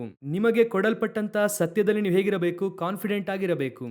ನನಗೆ ಮೊದಲು 14 ವರ್ಷ ಸಭೆಯಲ್ಲಿ ಸತ್ಯವನ್ನು ಹೇಳಿಕೊಟ್ಟರು. ಅವರು ಕರೆಕ್ಟ್ ಆದ ಸತ್ಯವನ್ನು ಹೇಳಿಕೊಟ್ಟರು. ಆ ಸತ್ಯದಲ್ಲಿ ಇಲ್ಲಿಯ ತನಕ ನಿಲ್ಲುವುದಕ್ಕೆ ದೇವರು ಸಹಾಯ ಮಾಡಿದ್ದಾರೆ. ನನಗೆ ಒಂದು ಮಾತ್ರ ಆರಂಭದಿಂದಲೂ ಕೂಡ ಗೊತ್ತು, ನಮ್ಮ ಆತ್ಮಿಕ ತಂದೆಗಳು ನಮಗೆ ಹೇಳಿಕೊಟ್ಟಂತ ಸತ್ಯವು ಸರಿಯಾದದ್ದು. ಕರ್ತನು ಯಾವತ್ತೂ ಕೂಡ ನಿಮ್ಮನ್ನು ತೋಳಗಳ ಬಾಯಿಗೆ ಸಿಕ್ಕಿಕೊಳ್ಳುವಂತೆ ಬಿಡುವುದಿಲ್ಲ. ಅದಕ್ಕೆ ಕಾರಣ ನಿಮ್ಮ ಕುರುಬನು ಆ ರೀತಿಯಾದಂಥವರು. ನಿಮ್ಮನ್ನು ಸಿಂಹದ ಬಾಯಿಂದಲೂ ಕರಡಿಯ ಬಾಯಿಂದಲೂ ತಪ್ಪಿಸುವಂತಹ ಕುರುಬನಾಗಿ ಆತನಿದ್ದಾನೆ. ನಮ್ಮ ದೇವರು ಅಂತಹ ಒಬ್ಬ ದೇವರಾಗಿದ್ದಾರೆ. ನಿಮ್ಮ ಕತ್ತಿಯು ಸ್ಟ್ರಾಂಗ್ ಆಗಿರಬೇಕು. ಚೆನ್ನಾಗಿ ಡೈಲಿ ವಾಕ್ಯವನ್ನು ಓದಿ ಅದನ್ನು ಧ್ಯಾನಿಸಿ ದೇವರಾತ್ಮನ ಖಡ್ಗವನ್ನು ಹಿಡಿಯುವಾಗ ಪರಿಶುದ್ಧಾತ್ಮನಿಂದ ತುಂಬಲ್ಪಟ್ಟು ಮಾತನಾಡಿ ನೋಡಿ. ಅದು ಯಾರನ್ನು ಬೇಕಾದರೂ ಚುಚ್ಚುತ್ತದೆ, ಎಂಥವರನ್ನು ಬೇಕಾದರೂ ಚುಚ್ಚುತ್ತದೆ. ಸುಮ್ಮನೆ ಕೂತುಕೊಂಡು ಕತೆ ಬಿಡುವವನು, ಮಾತನಾಡುವವನು, ಸುಳ್ಳುಪದೇಶಕರು, ಸುಮ್ಮನೆ ವಾಕ್ಯವನ್ನು ತಿರುಚಿ ಮಾತನಾಡುವಂಥವರು, ಯಾರೇ ಸುಳ್ಳು ಬೋಧಕರಾಗಿದ್ದರೆ ಎಲ್ಲರನ್ನೂ ಕೂಡ ಕತ್ತರಿಸುತ್ತದೆ. ನಾನು ಹೇಳುತ್ತೇನೆ, ಕಾರಣ ಏನು ಗೊತ್ತಾ? ನಮ್ಮಲ್ಲಿರುವ ಆತನು ಸರ್ವಶಕ್ತನಾದಂತಹ ದೇವರು. ಅವರ ಕೈಯಲ್ಲಿರುವಂಥದ್ದು ವಿಶೇಷವಾದ ಕತ್ತಿ. ಅದೇ ಮೋಶೆ ಹೇಳುತ್ತಾರೆ, ನಡುಕಟ್ಟನ್ನು ಕಟ್ಟಿಕೊಂಡರೆ ಸಾಕಾಗುವುದಿಲ್ಲ, ಸತ್ಯವನ್ನು ತಿಳಿದುಕೊಂಡರೆ ಸಾಕಾಗುವುದಿಲ್ಲ. ಕತ್ತಿಯನ್ನು ಹಿಡಿದುಕೋ, ಪವಿತ್ರಾತ್ಮನ ಕತ್ತಿಯನ್ನು ಹಿಡಿದುಕೊಂಡು ವಾಕ್ಯದ ಮೂಲಕವಾಗಿ ನೀವು ಸ್ವಲ್ಪ ಜನರನ್ನು ಏನ್ ಮಾಡಬೇಕಾಗಿದೆ? ಕತ್ತರಿಸಬೇಕಾಗಿದೆ. ಯಾರ್ಯಾರನ್ನೆಲ್ಲ ಕತ್ತರಿಸಬೇಕು ಓದಿರಿ. ಮೋಶೆ ಅವರಿಗೆ ಇಸ್ರಾಯೇಲರ ದೇವರಾದ ಯೆಹೋವನು ಅಪ್ಪಣೆ ಮಾಡುವುದೇನೆಂದರೆ, ನಿಮ್ಮಲ್ಲಿ ಪ್ರತಿಯೊಬ್ಬನು ಕತ್ತಿಯನ್ನು ಸೊಂಟಕ್ಕೆ ಕಟ್ಟಿಕೊಂಡು ಪಾಳೆಯದ ಮಧ್ಯದಲ್ಲಿ ಒಂದು ಬಾಗಿಲಿನಿಂದ ಮತ್ತೊಂದು ಬಾಗಿಲಿನವರೆಗೂ ಹೋಗುತ್ತಾ ಬರುತ್ತಾ ಅಣ್ಣ, ತಮ್ಮ, ಗೆಳೆಯ, ನೆರೆಯವ ಎಂದು ಲಕ್ಷಿಸದೆ ಜನರನ್ನು ಸಮರಿಸಬೇಕು ಎಂದು ಹೇಳಿದನು. ಕರ್ತನು 3 ಜನರನ್ನು ಕತ್ತರಿಸುವುದಕ್ಕೆ ಹೇಳುತ್ತಾರೆ. ಹಾಗೆ ಹೇಳುವುದಕ್ಕಿಂತ ಮುಂಚೆ ಇನ್ನೊಂದು ವಿಷಯ ಹೇಳುತ್ತಾರೆ, ಗಮನಿಸಿರಿ. ಸತ್ಯವನ್ನು ಕಟ್ಟಿಕೊಂಡಿದ್ದೀರಾ, ಹಾಗೆ ಕತ್ತಿಯನ್ನು ಹಿಡಿದುಕೊಂಡಿದ್ದೀರಾ. ಆದರೆ ಕತ್ತರಿಸುವುದಕ್ಕಿಂತ ಮುಂಚೆ ನೀವು ಎಲ್ಲಿ ಹೋಗಿ ಬರಬೇಕು ಗೊತ್ತಾ? ಎಲ್ಲಿ ಹೋಗಿ ಬರಬೇಕು? ಪ್ರತಿಯೊಬ್ಬನು ಪಾಳೆಯದ ಮಧ್ಯದಲ್ಲಿ. ಯೋಹಾನನು ಬರೆದ ಸುವಾರ್ತೆ 10ನೇ ಅಧ್ಯಾಯ 9ನೇ ವಾಕ್ಯ. ನಾನೇ ಆ ಬಾಗಲು, ನನ್ನ ಮುಖಾಂತರವಾಗಿ ಯಾವನಾದರೂ ಒಳಗೆ ಹೋದರೆ ಸುರಕ್ಷಿತವಾಗಿದ್ದು ಒಳಗೆ ಹೋಗುವನು, ಹೊರಗೆ ಬರುವನು, ಮೇವನ್ನು ಕಂಡುಕೊಳ್ಳುವನು. ಹಾಗಂದರೆ ಪಾಳೆಯ ಎನ್ನುವಂಥದ್ದು ದೇವರ ಆಲಯ, ದೇವರ ಮಂದೆ ಇರುವಂತಹ ಸ್ಥಳ, ದೇವ ಜನರು ಇರುವಂತಹ ಸ್ಥಳ. ಹಾಗಾದರೆ ನೀನು ನಡುಕಟ್ಟನ್ನು ಕಟ್ಟಿಕೊಂಡು ಯಾಕೆ ಕತ್ತಿಯನ್ನು ಹಿಡಿದುಕೊಂಡು ಬರುವುದಕ್ಕೆ ಹೇಳಿದೆ ಗೊತ್ತಾ? ಮೊದಲು ನೀನು ಒಳಗೂ ಹೊರಗೂ ಹೋಗಿ ಮೊದಲು ಏನ್ ಮಾಡ್ಬೇಕು? ನೀನು ನೆರೆಯವನನ್ನು ಕತ್ತರಿಸಬೇಕು, ಸ್ನೇಹಿತನನ್ನು ಕತ್ತರಿಸಬೇಕು. ಮೊದಲು ಏನ್ ಮಾಡ್ಬೇಕು ನೀನು? ಸಹೋದರನನ್ನು ಕತ್ತರಿಸಬೇಕು. ಫಸ್ಟ್ ಅಲ್ಲಿ ಯಾರು ಹೇಳಿದ್ದಾರೆ ನೋಡಿ, ಪ್ರತಿಯೊಬ್ಬನು ಒಂದು ಬಾಗಿಲಿನಿಂದ ಮತ್ತೊಂದು ಬಾಗಿಲಿನ ಹೊರಗೆ ಹೋಗುತ್ತಾ ಬರುತ್ತಾ ಅಣ್ಣನನ್ನು. ಒಳಗು ಹೊರಗು ಅಂದ್ರೆ ಏನ್ ಗೊತ್ತಾ ಅರ್ಥ? ಫಸ್ಟ್ ಒಳಗೆ ಹೋಗಬೇಕು, ಆಮೇಲೆ ಹೊರಗೆ ಬರಬೇಕು. ನೀವು ಸತ್ಯವೇನು ಅಂತ ನಡುಕಟ್ಟನ್ನು ಕಟ್ಟಿಕೊಂಡು ನಿಮ್ಮ ನಡುಕಟ್ಟಲ್ಲಿ ವಾಕ್ಯ ಏನು ಅಂತ ಕತ್ತಿಯನ್ನು ಇಟ್ಟುಕೊಂಡರೂ ಕೂಡ ಸರಿ, ಕತ್ತರಿಸುವುದಕ್ಕಿಂತ ಮುಂಚೆ ನೀವು ಮಾಡಬೇಕಾದದ್ದು ಮೊದಲು ಒಳಗೆ ಹೋಗಬೇಕು, ಆಮೇಲೆ ಹೊರಗೆ ಬರಬೇಕು. ಅದೇನ್ರಿ ಒಳಗು ಹೊರಗು? ಹಾಗಂದ್ರೆ ಏನು ಅರ್ಥ? ಯಾವುದೇ ಒಂದು ಕಾರ್ಯವನ್ನು ಮಾಡುವುದಕ್ಕಿಂತ ಮುಂಚೆ ಈಗ ಮೇವನ್ನು ಕಂಡುಕೊಳ್ಳುವನೆಂಬುದಾಗಿ ಯೋಹಾನ 10ರಲ್ಲಿ ಹೇಳುತ್ತಾರೆ. ಅದನ್ನು ಹೇಳುವಾಗ ದೇವರು ಹೇಳುವಂತ ಮಾತೇನು? ಹೊರಗೂ ಒಳಗೂ ಮೇವನ್ನು ಕಂಡುಕೊಳ್ಳುವನು. ಮೇವು ಹೊರಗೆ ಇರುತ್ತದ, ಒಳಗೆ ಇರುತ್ತದ? ಒಂದು ಕುರಿಗೆ ಮೇವು ಮನೆಯ ಒಳಗೆ ಇರುತ್ತದ, ಹೊರಗೆ ಇರುತ್ತದ? ಹೊರಗೆ ತಾನೇ ಇರುತ್ತದೆ. ಆದರೆ ವಾಕ್ಯ ಏನು ಹೇಳುತ್ತದೆ? ಒಳಗೂ ಹೊರಗೂ ಹೋಗಿ ಮೇವನ್ನು ಕಂಡುಕೊಳ್ಳುವನು. ಅದರ ಅರ್ಥ ಏನು ಗೊತ್ತಾ? ನಮ್ಮೆಲ್ಲರಿಗೂ ಕೂಡ ಹೊರಗೆ ಮೇವನ್ನು ಕಂಡುಕೊಳ್ಳುವುದರಲ್ಲಿ ಆಸೆ. ಹೊರಗೆ ಸೇವೆಗೆ ಹೋಗಬೇಕು, ಭಯಂಕರವಾಗಿ ಶೈನ್ ಆಗಬೇಕು, ಭಯಂಕರವಾಗಿ ಆತ್ಮ ರಕ್ಷಿಸಲ್ಪಡಬೇಕು. ನಾವು ಹೋಗಿ ನಿಂತ ಕೂಡಲೇ ಹಾಗೆ ಆಗಬೇಕು, ಹೀಗೆ ಆಗಬೇಕು, ಅದ್ಭುತ ಸೂಚಕ ಕಾರ್ಯ ಆಗಬೇಕು, ನಮ್ಮನ್ನು 4 ಜನ ಹೊಗಳಬೇಕು, ಎಲ್ಲ ಇದೆ. ಅದಕ್ಕೆ ದೇವರು ಹೇಳುತ್ತಾರೆ, ಎರಡನೆಯದಾಗಿ ಹೊರಗೆ. ಫಸ್ಟ್ ಎಲ್ಲಿ? ಒಳಗೆ. ಅದರ ಅರ್ಥವೇನು ಗೊತ್ತಾ? ಹೊರಗೆ ಹೋಗಿ ನಿಲ್ಲುವುದಕ್ಕಿಂತ ಮುಂಚೆ ಮೊದಲು ಎಲ್ಲಿ ನಿಲ್ಲಬೇಕು? ಒಳಗೆ ಹೋಗಿ ಪ್ರಾಕ್ಟೀಸ್ ಮಾಡಬೇಕು, ದೇವರ ಸಮ್ಮುಖದಲ್ಲಿ ಕಾದಿರಬೇಕು. ಸತ್ಯವೂ ಇದೆ, ನಡುಕಟ್ಟು ಇದೆ, ವಾಕ್ಯ ಇದೆ. ನನಗೆ ಚೆನ್ನಾಗಿ ಪ್ರಸಂಗ ಮಾಡುವಂತ ಟ್ಯಾಲೆಂಟ್ ಇದೆ, ಚೆನ್ನಾಗಿ ಹಾಡುವಂತ ಟ್ಯಾಲೆಂಟ್ ಇದೆ, ಮ್ಯೂಸಿಕ್ ಬಾರಿಸುವಂತ ಟ್ಯಾಲೆಂಟ್ ಇದೆ, ನನಗೆ ಜ್ಞಾನದಿಂದ ಮಾತನಾಡುವಂಥದ್ದು ಗೊತ್ತಿದೆ. ಈ ರೀತಿಯಾಗಿ ಏನು ಬೇಕಾದ್ರೂ ಇಟ್ಟುಕೊಳ್ಳಬಹುದು. ಅದೆಲ್ಲವೂ ಕೂಡ ಹೊರಗೆ. ಮೊದಲು ನೀನೇನ್ ಮಾಡು? ಮೊದಲು ಒಳಗೆ ಹೋಗು. ಮೊದಲು ಒಳಗೆ ಹೋಗು. ಹೋಗಿ ದೇವರ ಸಮ್ಮುಖದಲ್ಲಿ ಕೂತುಕೋ. ನಿನ್ನ ಬಳಿಯಲ್ಲಿ ಎಷ್ಟೇ ಟ್ಯಾಲೆಂಟ್ ಇದ್ದರೂ ಕೂಡ, ನಿಮ್ಮ ಬಳಿಯಲ್ಲಿ ಎಷ್ಟೇ ಅನುಭವಗಳು ಇದ್ದರೂ ಕೂಡ, ಎಷ್ಟೇ ಜನ ನಿಮ್ಮ ಟ್ಯಾಲೆಂಟನ್ನು ನೋಡಿ ಹೊಗಳಿದರೂ ಕೂಡ, ಅದೆಲ್ಲದಕ್ಕಿಂತಲೂ ಕೂಡ ಮೇಲೆ ಇನ್ನೊಂದಿದೆ. ಅದುವೇ ನಿಮ್ಮನ್ನು ಮುಚ್ಚಿರುವಂಥ ಅಭಿಷೇಕ ಎನ್ನುವಂಥದ್ದು. ಅದನ್ನು ದೇವರ ಸಮ್ಮುಖದಲ್ಲಿ ಪಡೆದುಕೊಂಡವರಾಗಿ ಹೊರಗೆ ಬರಬೇಕು. ನೋಡಿರಿ, ಫರೋಹನನು ಯೋಸೇಫನನ್ನು ಸೆಲೆಕ್ಟ್ ಮಾಡುತ್ತಾರೆ. ಯೋಸೇಫನು ಫರೋಹನನಿಗೆ ಬಹಳ ಇಷ್ಟವಾದನು. ಈಗ ಫರೋಹನನು ಯೋಸೇಫನನ್ನು ತೆಗೆದು 2ನೇ ಸ್ಥಾನದಲ್ಲಿ ಕೂರಿಸಿದ್ದಾನೆ. ಎಲ್ಲ ಮುಗಿದು ಹೋಯಿತು, ಪೋಸ್ಟಿಂಗ್ ಎಲ್ಲ ಕೊಟ್ಟಿದ್ದಾಯಿತು. ಯೋಸೇಫನ ವಸ್ತ್ರ ಬದಲಾಯಿತು, ಸ್ಟ್ಯಾಂಡರ್ಡ್ ಬದಲಾಯಿತು, ಆಹಾರ ಬದಲಾಯಿತು, ಎಲ್ಲ ಬದಲಾಯಿತು. ಆದರೆ ಫರೋಹನನು ಹೇಳುತ್ತಾರೆ, ನಾನು ನಿನಗೆ ಎಲ್ಲವನ್ನೂ ಕೂಡ ಕೊಟ್ಟಿದ್ದೇನೆ ಅಪ್ಪ, ಆದರೆ ನಾನು ಕೊಟ್ಟೆ ಎನ್ನುವಂಥದ್ದನ್ನು ಈ ಜನರಿಗೆ ಕೊಟ್ಟೆ ಎಂದು ತಿಳಿಸುವುದಕ್ಕೆ ಒಂದು ಮಾರ್ಗ ಮಾತ್ರ ಇದೆ. ಯಾಕಂದ್ರೆ ನಾನು ಈಗ ಕೊಟ್ಟದ್ದು ಅರಮನೆಯಲ್ಲಿರುವಂಥವರಿಗೆ ಗೊತ್ತು. ಆದರೆ ನಾನು ಕೊಟ್ಟೆ ಎನ್ನುವಂಥದ್ದು ಈ ಐಗುಪ್ತ ದೇಶ ಎಲ್ಲೆಲ್ಲೆಲ್ಲ ಇದೆಯೋ ಎಲ್ಲರಿಗೂ ಕೂಡ ಗೊತ್ತಾಗಬೇಕು ಅಂದರೆ ಒಂದೇ ಒಂದು ಮಾತ್ರ ಇದೆ. ಅದೇನು ಗೊತ್ತಾ? ನಾನು ಕೊಡುವಂಥ ಈ ಉಂಗುರವನ್ನು ಧರಿಸಿಕೊ, ಈ ಮುದ್ರೆಯ ಉಂಗುರವನ್ನು ನೀನು ಧರಿಸಿಕೊ. ಇದನ್ನು ನಿನ್ನ ಕೈಯಲ್ಲಿ ನೋಡುವಂಥ ಎಲ್ಲರೂ ಕೂಡ ಫರೋಹನನ ಕಡೆಯವನೆಂಬುದಾಗಿ ಎಲ್ಲರೂ ಕೂಡ ನಿನ್ನ ಮುಂದೆ ನಮಸ್ಕಾರ ಮಾಡುತ್ತಾರೆ. ಇದುವೇ ನಿಮ್ಮ ಮೇಲೆ ಇಟ್ಟಿರುವಂಥ ಅಭಿಷೇಕ. ನೀವು ಎಷ್ಟೇ ಟ್ಯಾಲೆಂಟ್ ಇರುವವರಾಗಿ ಇದ್ದರೂ ಕೂಡ, ನೀವು ಎಂತಹ ಬೈಬಲ್ ಕಾಲೇಜಲ್ಲಿ ಓದನ್ನು ಮುಗಿಸಿ, ಅಥವಾ ಎಷ್ಟೇ ಸಾಧನೆಯನ್ನು ಮಾಡಿ ಹಾಡನ್ನು ಹಾಡಿದರೂ ಕೂಡ, ಅಥವಾ ನೀವು ಎಂತಹ ದೊಡ್ಡ ಸೇವಕರ ಕೈ ಕೆಳಗೆ 10 ವರ್ಷ 20 ವರ್ಷ ಓದಿ ಬಂದರೂ ಕೂಡ, ನಿಮ್ಮ ಮೇಲೆ ವಿಮೋಚನೆಯ ದಿನಕ್ಕಾಗಿ ಕೊಡಲ್ಪಟ್ಟಂಥ ಪರಿಶುದ್ಧಾತ್ಮನ ಮುದ್ರೆಯು, ಆ ಪರಿಶುದ್ಧಾತ್ಮನು ಇದ್ದರೆ ಮಾತ್ರವೇ ಆ ಅಭಿಷೇಕವೇ ನಿಮ್ಮ ಸೇವೆಯನ್ನು ಆಶೀರ್ವದಿಸುತ್ತದೆ. ಇಂದು ಎಲ್ಲಿ ಫೇಲ್ಯೂರ್ ಆಗುತ್ತಾ ಇದೆ ಗೊತ್ತಾ? ನಮ್ಮ ಜೀವಿತದಲ್ಲಿ ಎಲ್ಲಿ ಫೇಲ್ಯೂರ್ ಗೊತ್ತಾ? ನಮ್ಮ ಹತ್ರ ಇರುವಂತಹ ಟ್ಯಾಲೆಂಟನ್ನು, ಅದಕ್ಕಾಗಿಯೇ ಜನರು ಬರುತ್ತಾರೆ ಎಂಬುದಾಗಿ ನೀವು ಅಂದುಕೊಂಡಿದ್ದೀರಾ? ನಾನು ಯಾವಾಗಲೂ ಹೇಳುತ್ತೇನೆ, ಈ ಸೇವೆಯನ್ನು ಆರಂಭಿಸಿದ್ದು ನಾನು 2004ರಲ್ಲಿ. 2004ರಲ್ಲಿ ಸೇವೆಯನ್ನು ಆರಂಭಿಸಿದ್ವಿ. 2004ರಿಂದ 2020ರವರೆಗೂ ಈ 16 ವರ್ಷಗಳು. ಹಾಗಾದರೆ 16 ವರ್ಷಗಳು ಮಾಡಿದಂತಹ ಸೇವೆಯು ಏನೆಂಬುದಾಗಿ ಕೇಳುವುದಾದರೆ, ಸೇವೆಯೂ ಇತ್ತು, ಕರ್ತನು ನಡೆಸಿದರು. ಆದರೆ ಕರ್ತನು ಯಾವಾಗ ಉಪಯೋಗಿಸಬೇಕೆಂಬುದಾಗಿ ನಿಶ್ಚಯಿಸಿರುತ್ತಾರೋ ಆಗ ದೇವರು ನಮ್ಮನ್ನು ಹೆಚ್ಚಿಸಿ ಉಪಯೋಗಿಸುವುದಕ್ಕೆ ಶಕ್ತರಾಗಿದ್ದಾರೆ. ಅವತ್ತು ಮಾತನಾಡಿದಂಥ ಪ್ರಸಂಗ, ಇವತ್ತು ಮಾತನಾಡುತ್ತಾ ಇರುವಂಥ ಪ್ರಸಂಗ ಒಂದೇನೆ. ಆ 16 ವರ್ಷಗಳ ಕಾಲ ಮಾತನಾಡಿದ ಪ್ರಸಂಗವು ಈಗ ಮಾತನಾಡುತ್ತಾ ಇರುವಂಥ ಪ್ರಸಂಗ ಒಂದೇ. ಅದರಲ್ಲಿ ಯಾವುದೇ ಸಂಶಯ ಇಲ್ಲ. ಅವರು ಯಾವಾಗ ತಕ್ಕ ಸಮಯದಲ್ಲಿ ಹೆಚ್ಚಿಸಬೇಕೆಂಬುದಾಗಿ ಇಟ್ಟಿದ್ದರೋ ಆಗ ಅವರ ಅಭಿಷೇಕವು ಆವರಿಸುತ್ತದೆ. ಆಗ ಆ ಅಭಿಷೇಕಕ್ಕೆ ಜನರು ಗೌರವವನ್ನು ಕೊಡುತ್ತಾರೆ, ಬಿಟ್ಟರೆ ನಿಮಗೆ ಅಲ್ಲ. ಯಾಕಂದ್ರೆ ಕೆಲವರು ಹೇಳುತ್ತಾರೆ, ನಿಮ್ಮ ಪ್ರಸಂಗ ಆ ರೀತಿ ಇತ್ತು, ನಿಮ್ಮ ಹಾಡು ಆ ರೀತಿಯಾಗಿತ್ತು. ಆಗ ನೀವು ತಿಳಿದುಕೊಳ್ಳಬೇಕು, ನಾನು ಈಗಾಗಲೇ ಕತ್ತೇನೆ, ನನ್ನನ್ನು ಅಲ್ಲಿ ಕಟ್ಟಿ ಹಾಕಿದ್ದರು. ಆಗಲೂ ಕೂಡ ನಾನು ಹೊರೆಯನ್ನು ಹೊರದೇ ಇರುವಂತ ಕತ್ತೇನೆ. ನನ್ನ ಓನರ್ ನನ್ನನ್ನು ಚೆನ್ನಾಗಿ ಇಟ್ಟುಕೊಂಡಿದ್ದರು, ಆದರೆ ಒಬ್ಬರಿಗೂ ಕೂಡ ನನ್ನ ಕುರಿತಾಗಿ ಗೊತ್ತಿಲ್ಲ. ಯಾವಾಗ ಯೇಸು ನನ್ನ ಮೇಲೆ ಹತ್ತಬೇಕೆಂಬುದಾಗಿ ತೀರ್ಮಾನ ಮಾಡಿದರೋ ಎಲ್ಲರೂ ಕೂಡ ನನಗೆ ಮರ್ಯಾದೆ ಕೊಡುವುದಕ್ಕೆ ಆರಂಭಿಸಿದರು.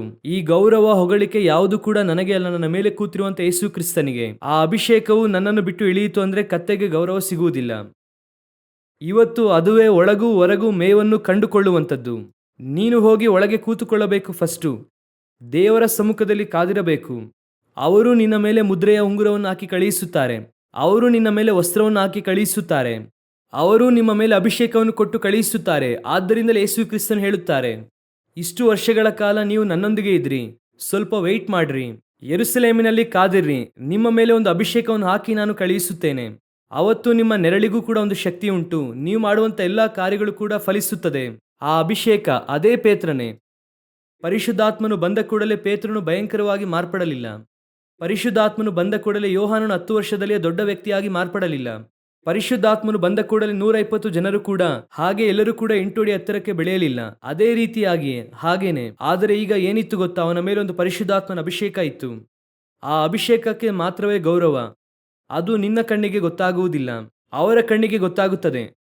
ಅವರ ಕಣ್ಣಿಗೆ ಆ ಅಭಿಷೇಕ ಯಾವ ರೀತಿಯಾಗಿ ಗೊತ್ತಾಗುತ್ತದೆ ಗೊತ್ತಾ? ಇವರ ಹತ್ರ ಏನೋ ಇದೆ ಎಂಬುದಾಗಿ ಹೇಳುತ್ತಾನೆ. ನಿಮ್ಮ ಬಳಿ ಇರುವಂತಹ ಹಾಡು ಅವರ ಹೃದಯದಲ್ಲಿ ಮಾತನಾಡುತ್ತದೆ. ನೀವು ಹಾಕುವಂತಹ ಮ್ಯೂಸಿಕ್ ಅವರ ಹೃದಯದೊಂದಿಗೆ ಮಾತನಾಡುತ್ತದೆ. ನೀವು ಮಾತನಾಡುವಂತಹ ಮಾತು ಆತ್ಮದೊಂದಿಗೆ ಮಾತನಾಡುತ್ತದೆ. ಆ ಅಭಿಷೇಕವು ನಿನ್ನ ಮೇಲೆ ಇಲ್ಲದೇ ಇರುವ ಹೊರತು ನೀನು ಇದಕ್ಕಿಂತ ಚೆನ್ನಾಗಿ ಹಾಡು ಹಾಡಿದರೂ ಕೂಡ ಅವರಿಗೆ ರೀಚ್ ಆಗುವುದಿಲ್ಲ. ಇದಕ್ಕಿಂತ ಚೆನ್ನಾಗಿ ಪ್ರಸಂಗ ಮಾಡಿದರೂ ರೀಚ್ ಆಗುವುದಿಲ್ಲ. ನೀವು ಎಷ್ಟೇ ಸಮಯ ಕಾದಿದ್ದು ಪ್ರಸಂಗವನ್ನು ತೆಗೆದುಕೊಳ್ಳಿರಿ, ಆ ಪ್ರಸಂಗದಲ್ಲಿ ಅಭಿಷೇಕ ಇಲ್ಲದೇ ಇದ್ದರೆ ಅದು ವ್ಯರ್ಥವಾಗಿ ಹೋಗುತ್ತದೆ. ನಾನು ಹೇಳುತ್ತೇನೆ, ಅದುವೇ ಸತ್ಯ. ಒಳಗೆ ಹೋಗಿ ದೇವರ ಸಮ್ಮುಖದಲ್ಲಿ ಕೂತುಕೊಳ್ಳಬೇಕು. ಅಂತಹ ಯೇಸುವೆ ಅವರು ಏನು ಮಾಡಬೇಕಾದಂತ ಅವಶ್ಯಕತೆ ಇರಲಿಲ್ಲ, ಆದರೂ ಮುಂಜಾನೆ ಎದ್ದು ಹೋಗಿ ದೇವರ ಸಮ್ಮುಖದಲ್ಲಿ ಕೂತುಕೊಳ್ಳುತ್ತಾರೆ. ಯೆಶಾಯ 54 ಹೇಳುತ್ತದೆ, ಬೆಳಬೆಳಗಿನ ಹೋಗಿ ಕಲಿತುಕೊಳ್ಳುವ ಹಾಗೆ ಆತನು ಕೂತುಕೊಂಡನು. ನಿನಗೆ ಆ ರೂಮಿನಲ್ಲಿ ಸಿಗುವಂತ ಅಭಿಷೇಕ ಇದೆ ನೋಡು, ಅಲ್ಲಿ ಸಿಗುವಂತ ಆಶೀರ್ವಾದ ಇದೆ ನೋಡಿರಿ. ಅದುವೇ ನಿಮ್ಮನ್ನು ಆಶೀರ್ವಾದವಾಗಿ ನಿಲ್ಲಿಸುತ್ತದೆ, ಇನ್ನೊಬ್ಬರ ಮುಂಭಾಗದಲ್ಲಿ ನಿಮ್ಮನ್ನು ಹೆಚ್ಚಿಸುವಂಥದ್ದು. ಆದರೆ ನಿಮ್ಮ ಮೇಲೆ ಏನೂ ಇರುವುದಿಲ್ಲ, ಹಾಗೆ ಇರುತ್ತೀರಾ. ಆದರೆ ನೋಡುವವರಿಗೆ ಮಾತ್ರ ನೀವು ಬೇರೆ ರೀತಿ ಕಾಣಿಸುತ್ತೀರಾ. ಯಾಕಂದ್ರೆ ನಿಮ್ಮ ಮೇಲೆ ಇರುವಂತ ಅಭಿಷೇಕ ಅವರ ಆತ್ಮದೊಂದಿಗೆ ಮಾತನಾಡುತ್ತದೆ. ನೀವು ಏನನ್ನು ಕೇಳಬೇಕು ಗೊತ್ತಾ? ನನಗೆ ಆ ಅಭಿಷೇಕದ ತೈಲವನ್ನು ಕೊಡಿ ದೇವರೇ ಎಂಬುದಾಗಿ ಕೇಳಬೇಕು. ಸತ್ಯವನ್ನು ನೀವು ಓದಬೇಕು, ವಾಕ್ಯದಲ್ಲಿ ಸ್ಟ್ರಾಂಗ್ ಆಗಿ ನೀವು ಇರಬೇಕು. ಆದರೆ ಇದೆಲ್ಲವನ್ನು ಕೂಡ ಆಕ್ಟಿವೇಟ್ ಮಾಡುವಂತದ್ದೊಂದಿದೆ, ಅದುವೇ ನಿಮ್ಮ ಮೇಲೆ ಇರುವಂತ ಅಭಿಷೇಕ. ಆ ಅಭಿಷೇಕವೇ ನಾನು ನಿಮಗೆ ಹೇಳುತ್ತೇನೆ, ಅದು ನಾರ್ಮಲ್ ಆಗಿ ಇರುತ್ತದೆ. ಒಂದು ಕಡೆಯಲ್ಲಿ ದೇವರು ಮುಚ್ಚುತ್ತಾರೆ, ಒಂದು ಕಡೆ ನಿಮ್ಮನ್ನು ನಡೆಸುತ್ತಾರೆ, ನಿಮ್ಮನ್ನು ಹೆಚ್ಚಿಸುತ್ತಾರೆ. ಅದಕ್ಕೆ ನೀವೇನು ಕೂಡ ಮಾಡುವುದಕ್ಕೆ ಆಗಲ್ಲ, ಅದು ನಿಮ್ಮ ಕೈಯಲ್ಲೂ ಇಲ್ಲ. ಎಷ್ಟೇ ಟ್ಯಾಲೆಂಟು ನಿಮ್ಮ ಕೈಯಲ್ಲಿರಲಿ, ನಾವು ಕೆಲವು ಸಮಯದಲ್ಲಿ ಯೋಚನೆ ಮಾಡುತ್ತೇವೆ, ಸುಂದರವಾಗಿ ಹಾಡನ್ನು ಬರೆಯುತ್ತಾರೆ, ಅಷ್ಟು ಚೆನ್ನಾಗಿರುತ್ತದೆ, ಆದರೆ ರೀಚ್ ಆಗುವುದಿಲ್ಲ. ಕರ್ತನು ಏನನ್ನು ನೋಡುತ್ತಾರೆ ಅಂದರೆ, ಇವನು ಒಳಗೆ ಬಂದು ಕೂರುವುದಿಲ್ಲ. ಇವನೇನು ಮಾಡುತ್ತಾ ಇದ್ದಾನೆ? ಆಚೆ ಮೇವನ್ನು ನೋಡುತ್ತಾ ಇದ್ದಾನೆ. ನನ್ನ ಹಾಡನ್ನು ಇಷ್ಟು ಜನ ನೋಡುತ್ತಿದ್ದಾರೆ, ನನ್ನ ಮೆಸೇಜ್ ಅನ್ನು ಇಷ್ಟು ಜನ ಕೇಳಬೇಕು, ಇಷ್ಟು ಜನ ಅದನ್ನು ಹೊಗಳಬೇಕು, ಈ ರೀತಿಯಾಗಿ ನೆನೆಸುತ್ತಾನೆ. ಇಲ್ಲಿ ಹೊರಗೆ ಜಯಿಸುವಂತ ಫಾರ್ಮುಲಾ ಬೇರೆ ಎಲ್ಲೂ ಇಲ್ಲ, ಅವನು ಒಳಗೆ ಕೂರುವುದರಲ್ಲಿಯೇ ಇರುತ್ತದೆ. ಮೋಶೆ ನೋಡಿ ಹೇಳುತ್ತಾರೆ, ಜನರು ನಿನ್ನನ್ನು ನೋಡಿ ಹೆದರಬೇಕು, ಯಾಕಂದ್ರೆ ನಾನು ಏನು ಕೊಡುತ್ತೇನೆ, ಧರ್ಮಶಾಸ್ತ್ರವನ್ನು ನಿನ್ನ ಕೈಯಲ್ಲಿ ಕೊಡುತ್ತೇನೆ. ಜನರು ಅದಕ್ಕೆ ವಿಧೇಯರಾಗಬೇಕು. ಏನು ಮಾಡಬೇಕು ದೇವರೇ? ಬೆಟ್ಟದ ಮೇಲೆ ಬಾ. ನಾನು ಮೇಲೆ ಬರುವುದಕ್ಕೂ ಕೆಳಗಿರುವಂಥವರು ಭಯಪಡುವುದಕ್ಕೂ ಏನು ಸಂಬಂಧ? ನೀನು ನನ್ನ ಸಮ್ಮುಖಕ್ಕೆ ಬಾ, ನಿನ್ನ ಮೇಲೆ ನನ್ನ ಮೇಘವು ಬಂದು ನಿಲ್ಲುತ್ತದೆ. ಆ ಮೇಘವನ್ನು ನೋಡುವಾಗ ಕೆಳಗಿರುವಂಥವರು ಭಯಪಡುತ್ತಾರೆ. ಅಂದಿನಿಂದ ಮೋಶೆಯನ್ನು ನೋಡಿ ಹೆದರುವುದಕ್ಕೆ ಪ್ರಾರಂಭಿಸುತ್ತಾರೆ. ಅದುವೇ ಕರ್ತನು ನಿನ್ನ ಮೇಲೆ ಇಟ್ಟಿರುವಂಥ ಅಭಿಷೇಕ. ಹಾಗೆ ಮುಚ್ಚಿದರು ಅಂದರೆ ನಿನ್ನ ಮೇಲೆ ಒಂದು ಆತ್ಮಿಕವಾದ ಭಯ ಉಂಟಾಗುತ್ತದೆ. ಕಡೆಯದಾಗಿ ನಾನು ಹೇಳಿ ಮುಗಿಸುತ್ತೇನೆ, ಓದಿರಿ ಆ ವಿಮೋಚನೆ ಕಾಂಡ 32ನೇ ಅಧ್ಯಾಯ 27ನೇ ವಾಕ್ಯ. ಮೋಶೆ ಅವರಿಗೆ, ಇಸ್ರಾಯೇಲರ ದೇವರಾದ ಯೆಹೋವನು ಅಪ್ಪಣೆ ಮಾಡುವುದೇನೆಂದರೆ, ನಿಮ್ಮಲ್ಲಿ ಪ್ರತಿಯೊಬ್ಬನು ಕತ್ತಿಯನ್ನು ಸೊಂಟಕ್ಕೆ ಕಟ್ಟಿಕೊಂಡು ಪಾಳೆಯದ ಮಧ್ಯದಲ್ಲಿ ಒಂದು ಬಾಗಿಲಿನಿಂದ ಮತ್ತೊಂದು ಬಾಗಿಲಿನವರೆಗೂ ಹೋಗುತ್ತಾ ಬರುತ್ತಾ ಅಣ್ಣ, ತಮ್ಮ, ಗೆಳೆಯ, ನೆರೆಯವ ಎಂದು ಲಕ್ಷಿಸದೆ ಜನರನ್ನು ಸಮರಿಸಬೇಕು ಎಂದು ಹೇಳಿದನು. ಫಸ್ಟ್ ಯಾರನ್ನು ಜಯಿಸುತ್ತೀರಾ ಎಂದು ಹೇಳುತ್ತಾರೆ. ಹಾಗಂದರೆ ಕೌಂಟರ್ ಮಾಡುವುದು. ನೀವು ಯಾರನ್ನು ಕೌಂಟರ್ ಮಾಡುತ್ತೀರಾ ಎಂಬುದಾಗಿ ಹೇಳುತ್ತಾರೆ. ಈಗ ನೀವು ಫಸ್ಟ್ ನೋಡಬೇಕಾದಂಥದ್ದೇನು ಗೊತ್ತಾ?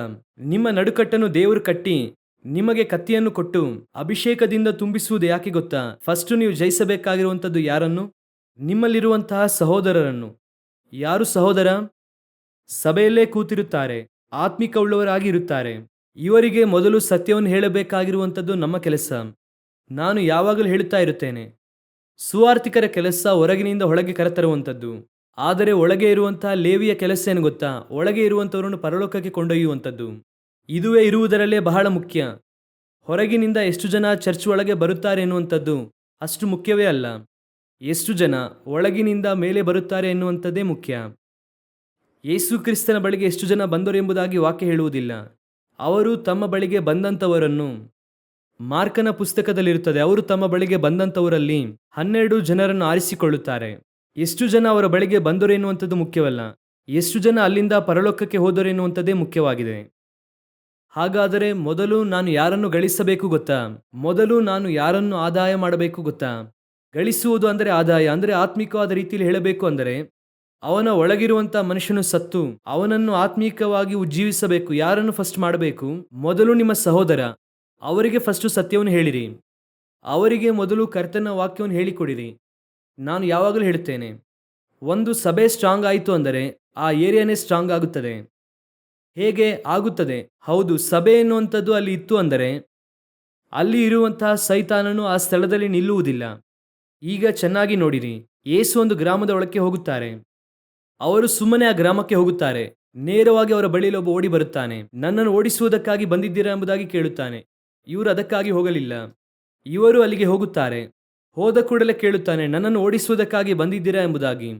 ಅದರಲ್ಲಿ ಮುಂದಿನ ವಾಕ್ಯ, ನನ್ನನ್ನು ಓಡಿಸಿರಿ, ಆದರೆ ಪಾತಾಳಕ್ಕೆ ಓಡಿಸಬೇಡಿ. ನೋಡುತ್ತಲೇ ಇದ್ದರು. ಸರಿ, ನನ್ನನ್ನು ಓಡಿಸಿರಿ, ಹಂದಿಯ ಗುಂಪಿನೊಳಕ್ಕೆ ಹೋಗುವಂತೆ ಓಡಿಸಿರಿ. ಅವನು ಹೋಗಬೇಕು ಎಂದು ತೀರ್ಮಾನ ಮಾಡ್ದ. ಯಾಕಂದ್ರೆ ಅವರು ಬಂದಿದ್ದಾರೆ, ಇನಿ ಏರಿಯಾದಲ್ಲಿ ನಾನು ಇರಬಾರದು. ಅರ್ಥವಾಗುತ್ತಿದೆಯಾ? ನನ್ನನ್ನು ನೀವೆಲ್ಲಾದರೂ ಕಳಿಸಿಕೊಡಿ, ನೋಡಿ ಒಳ್ಳೆಯ ಸ್ಥಳಕ್ಕೆ ಕಳಿಸಿಕೊಡಿ ಎಂದು ಕೇಳುತ್ತಾನೆ. ಈಗ ಸಭೆಯು ಒಂದು ಏರಿಯಾದಲ್ಲಿ ಬಂತು ಅಂದರೆ ಅಲ್ಲಿ ಇರುವಂತಹ ದೆವ್ವವು ಇದನ್ನೇ ಹೇಳಬೇಕು. ಸಭೆಯು ಬಂತು, ಇನ್ನು ಮುಂದೆ ನನ್ನಿಂದ ಇಲ್ಲಿರುವುದಕ್ಕೆ ಆಗುವುದಿಲ್ಲ. ನಿನ್ನ ನಡುಕಟ್ಟನ್ನು ಕಟ್ಟಿಕೊಂಡು ನಿನ್ನ ಕತ್ತಿಯು ಸ್ಟ್ರಾಂಗ್ ಆಗಿ ಇದ್ದು ನೀನು ಒಳಗೆ ಹೋಗಿ ಹೊರಗೆ ಬರುವಾಗ ದೇವರಾತ್ಮನ ಅಭಿಷೇಕವನ್ನು ಹೊಂದಿಕೊಂಡವನಾಗಿ ಬರುವುದಾದರೆ ಆ ಏರಿಯಾ ಮೊದಲು ರಕ್ಷಣೆ ಹೊಂದುತ್ತದೆ. ಅಲ್ಲಿರುವಂತಹ ದುರಾತ್ಮವು ತಾನಾಗಿಯೇ ಹೊರಗೆ ಹೋಗುತ್ತದೆ. ನಾನು ಹೇಳುತ್ತೇನೆ, ನೀವು ಕರ್ತನ ಪಕ್ಷದಲ್ಲಿ ನಿಂತು ನಿಮ್ಮ ನಡುವನ್ನು ಕಟ್ಟಿಕೊಂಡು ಕತ್ತಿಯನ್ನು ಹೊಂದಿದಂಥವರಾಗಿ ನೀವು ಒಳಗೆ ಹೋಗಿ ದೇವರಾತ್ಮನ ಮುದ್ರೆಯನ್ನು ಹೊಂದಿಕೊಂಡು ಹೊರಗೆ ನೀವು ಬರುವುದಾದರೆ ನಿಮ್ಮನ್ನು ನೋಡುವಾಗ ದುರಾತ್ಮನೇ ಭಯಪಡಬೇಕು. ಬಿಟ್ಟರೆ ನೀವು ಸೈತಾನನನ್ನು ನೋಡಿ ಭಯಪಡಬೇಕಾದ ಅವಶ್ಯಕತೆ ಇಲ್ಲ. ಅವನು ತಾನೇ ಬಂದು ದೇವರ ಬಳಿಯಲ್ಲಿ ಕೇಳಿಕೊಳ್ಳಬೇಕು. ಸರಿ, ಈಗ ಪೌಲನು ಹೋಗುತ್ತಾನೆ. ಸೈತಾನನು ಏನು ಮಾಡುತ್ತಾನೆ? ಪೌಲನು ಅಪೊಸ್ತಲರೆಲ್ಲ ಹೋಗುವಾಗ, ಬರ್ನಬ ಎಲ್ಲ ಹೋಗುವಾಗ ಸೈತಾನ ಏನು ಮಾಡಿತು? ಓಡಿ ಬಂದು ಹಿಂದೆ ಹೇಳುತ್ತದೆ, ಉನ್ನತವಾದ ದೇವರ ಸೇವಕರುಗಳು. ಪೌಲನು ನೋಡುತ್ತಲೇ ಇರುತ್ತಾನೆ, ಇದು ಯಾರಿದು? ಹೋಗುವ ಕಡೆ ಎಲ್ಲ ಹೇಳುತ್ತಲೇ ಇದೆಯಲ್ಲ. ಒಂದು ದಿನ ನೋಡುತ್ತಾನೆ, ಯೇಸುವಿನ ನಾಮದಲ್ಲಿ ಹೋಗು ಎಂದು ಹೇಳುತ್ತಾನೆ. ಈಗ ದೆವ್ವವು ಎದ್ದೇಳಿತಾ? ರಾಜಿ ಆಯಿತಾ? ಹಿಂದೆ ಬಂದು ಕಾಂಪ್ರಮೈಸ್ ಆಗುತ್ತದೆ. ಸೈತಾನನು ಎದುರಿಸಿ ನಿಲ್ಲುವುದಕ್ಕೆ ಹೇಳಿದ್ದಾರೆ, ಕಾಂಪ್ರಮೈಸ್ ಆಗುವುದಕ್ಕೆ ಹೇಳಲಿಲ್ಲ. ನಮ್ಮನ್ನು ನೋಡಿ ಸೈತಾನನು ಭಯಪಟ್ಟು ಓಡಬೇಕು. ಬಿಟ್ಟರೆ ಯೋಚಿಸಿ ನೋಡಿರಿ, ತಲೆಯೇ ಇಲ್ಲದೆ ಇರುವಂತಹ ಸೈತಾನನು, ತಲೆಯು ಜಜ್ಜಲ್ಪಟ್ಟಂತಹ ಸೈತಾನನು ಇಷ್ಟೊಂದು ಆಟವನ್ನು ಆಡುತ್ತಾನೆ ಅಂದರೆ ಸರ್ವಕ್ಕೂ ಕೂಡ ತಲೆಯಾಗಿರುವಂತಹ ದೇವರು ನನ್ನ ತಂದೆಯಾಗಿದ್ದಾರೆ. ನಾನು ಎಷ್ಟು ಆಟ ಆಡಬೇಕು ಅಲ್ವಾ? ಅವರ ನಾಮವು ಎಂತಹ ನಾಮ! ಇಂದು ನಾವು ಇಲ್ಲಿ ಎಲ್ಲಿ ಸಮಸ್ಯೆ? ಸಭೆಯು ಮೊದಲು ಸ್ಟ್ರಾಂಗ್ ಆಗಿ ಇರಬೇಕು. ಸತ್ಯದಲ್ಲಿ ನಿಂತು ಮೊದಲು ಒಬ್ಬ ಸಹೋದರನನ್ನು ಆದಾಯ ಮಾಡಿ. ಸಭೆಯಲ್ಲಿ ಒಂದು ವಿಷಯವನ್ನು ಹೇಳಿ ನಾನು ಮುಂದಿನ ವಿಷಯಕ್ಕೆ ಹೋಗುತ್ತೇನೆ. ಸಭೆಯ ಪ್ರಕಾರವಾಗಿ ಈ ಸ್ಕೂಲ್ನವ್ರ ಹತ್ರ ಹೋಗಿ ನೀವು ಕಲಿತುಕೊಳ್ಳಿರಿ.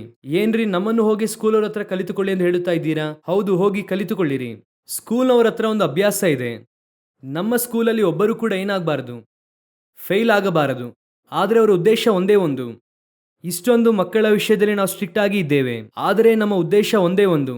ನಮ್ಮ ಸ್ಕೂಲ್ನಲ್ಲಿ 100% ಎಲ್ಲರೂ ಕೂಡ ಪಾಸ್ ಆಗಲೇಬೇಕು, ಫೇಲ್ ಎನ್ನುವಂಥದ್ದು ಆಗಲೇಬಾರದು. ಈ ಒಂದು ಆಲೋಚನೆಯು ನಮಗೆ ಇರಬೇಕು. ದೇವರಾಗಿರುವ ಕರ್ತನು ಕೆಳಗೆ ಇಳಿದು ಬರುವಾಗ ನನ್ನ ಪಾಳೆಯದಲ್ಲೆಲ್ಲ ಕೂಡ 100% ಪಾಸ್ ಆಗಿರಬೇಕು. ನನ್ನ ಚರ್ಚಲ್ಲಿ, ನನ್ನ ಸೇವೆಯಲ್ಲಿ ಒಬ್ಬರು ಕೂಡ ಕೈಬಿಡಲ್ಪಟ್ಟವರಾಗಿರಬಾರದು. ನಿಮ್ಮ ಮನೆಯಲ್ಲಿ ಒಂದು ತೀರ್ಮಾನ ತೆಗೆದುಕೊಳ್ಳಬೇಕು. ನಿಮ್ಮ ಮನೆಯಲ್ಲಿ ಒಬ್ಬರು ಕೂಡ ಕೈಬಿಡಲ್ಪಟ್ಟವರಾಗಿರಬಾರದು. ಈ ವೈರಾಗ್ಯ ನಿಮ್ಮಲ್ಲಿರಬೇಕು. ಅದೇ ನಿಮ್ಮ ಸಹೋದರನನ್ನು ಜಯಿಸುವಂಥದ್ದು. ಮೊದಲು ನಿಮ್ಮ ಮನೆಗೆ ಹೇಳಿರಿ. ನಿಮ್ಮ ಮನೆಯಲ್ಲಿರುವವರಿಗೆ ದೇವರ ಕುರಿತಾಗಿ ಹೇಳಿರಿ. ಎರಡನೆಯದಾಗಿ ತನ್ನ ಸ್ನೇಹಿತನು, ಇವನು ವಿರೋಧಿ ಅಲ್ಲ, ಇವನು ಯಾರಲ್ಲ, ವಿರೋಧಿ ಅಲ್ಲ, ಆದರೆ ಸಹೋದರನೂ ಅಲ್ಲ. ಇವನು ಕೆಲವು ಸಮಯದಲ್ಲಿ ನಮ್ಮನ್ನು ಹಿಡಿದುಕೊಡುವವನಾಗಿ ಕೂಡ ಮಾರ್ಪಡುತ್ತಾನೆ. ಯೂದ ಬರುವಾಗ ದೇವರೇನು ಹೇಳುತ್ತಾರೆ? ಸ್ನೇಹಿತನೇ. ಒಂದು ದಿನ ಜೊತೆಗೇ ಇದ್ದನು, ಆದರೆ ದಿಢೀರೆಂಬುದಾಗಿ ದೇವರನ್ನು ಬಿಟ್ಟು ವಾಕ್ಯವನ್ನು ಬಿಟ್ಟು ಹೋದನು. ಸ್ವಲ್ಪ ಹಿಂಜಾರಿ ಹೋದ. ಅಥವಾ ಇವನು ಒಳ್ಳೆಯವನೇ, ಆದರೆ ವಾಕ್ಯದ ಒಳಗೆ ಬರಲಿಲ್ಲ, ಸಭೆಯ ಒಳಗೆ ಬರಲಿಲ್ಲ. ಎರಡನೆಯದಾಗಿ ನಾವು ಯಾರನ್ನು ಜಯಿಸಬೇಕಾಗಿದೆ?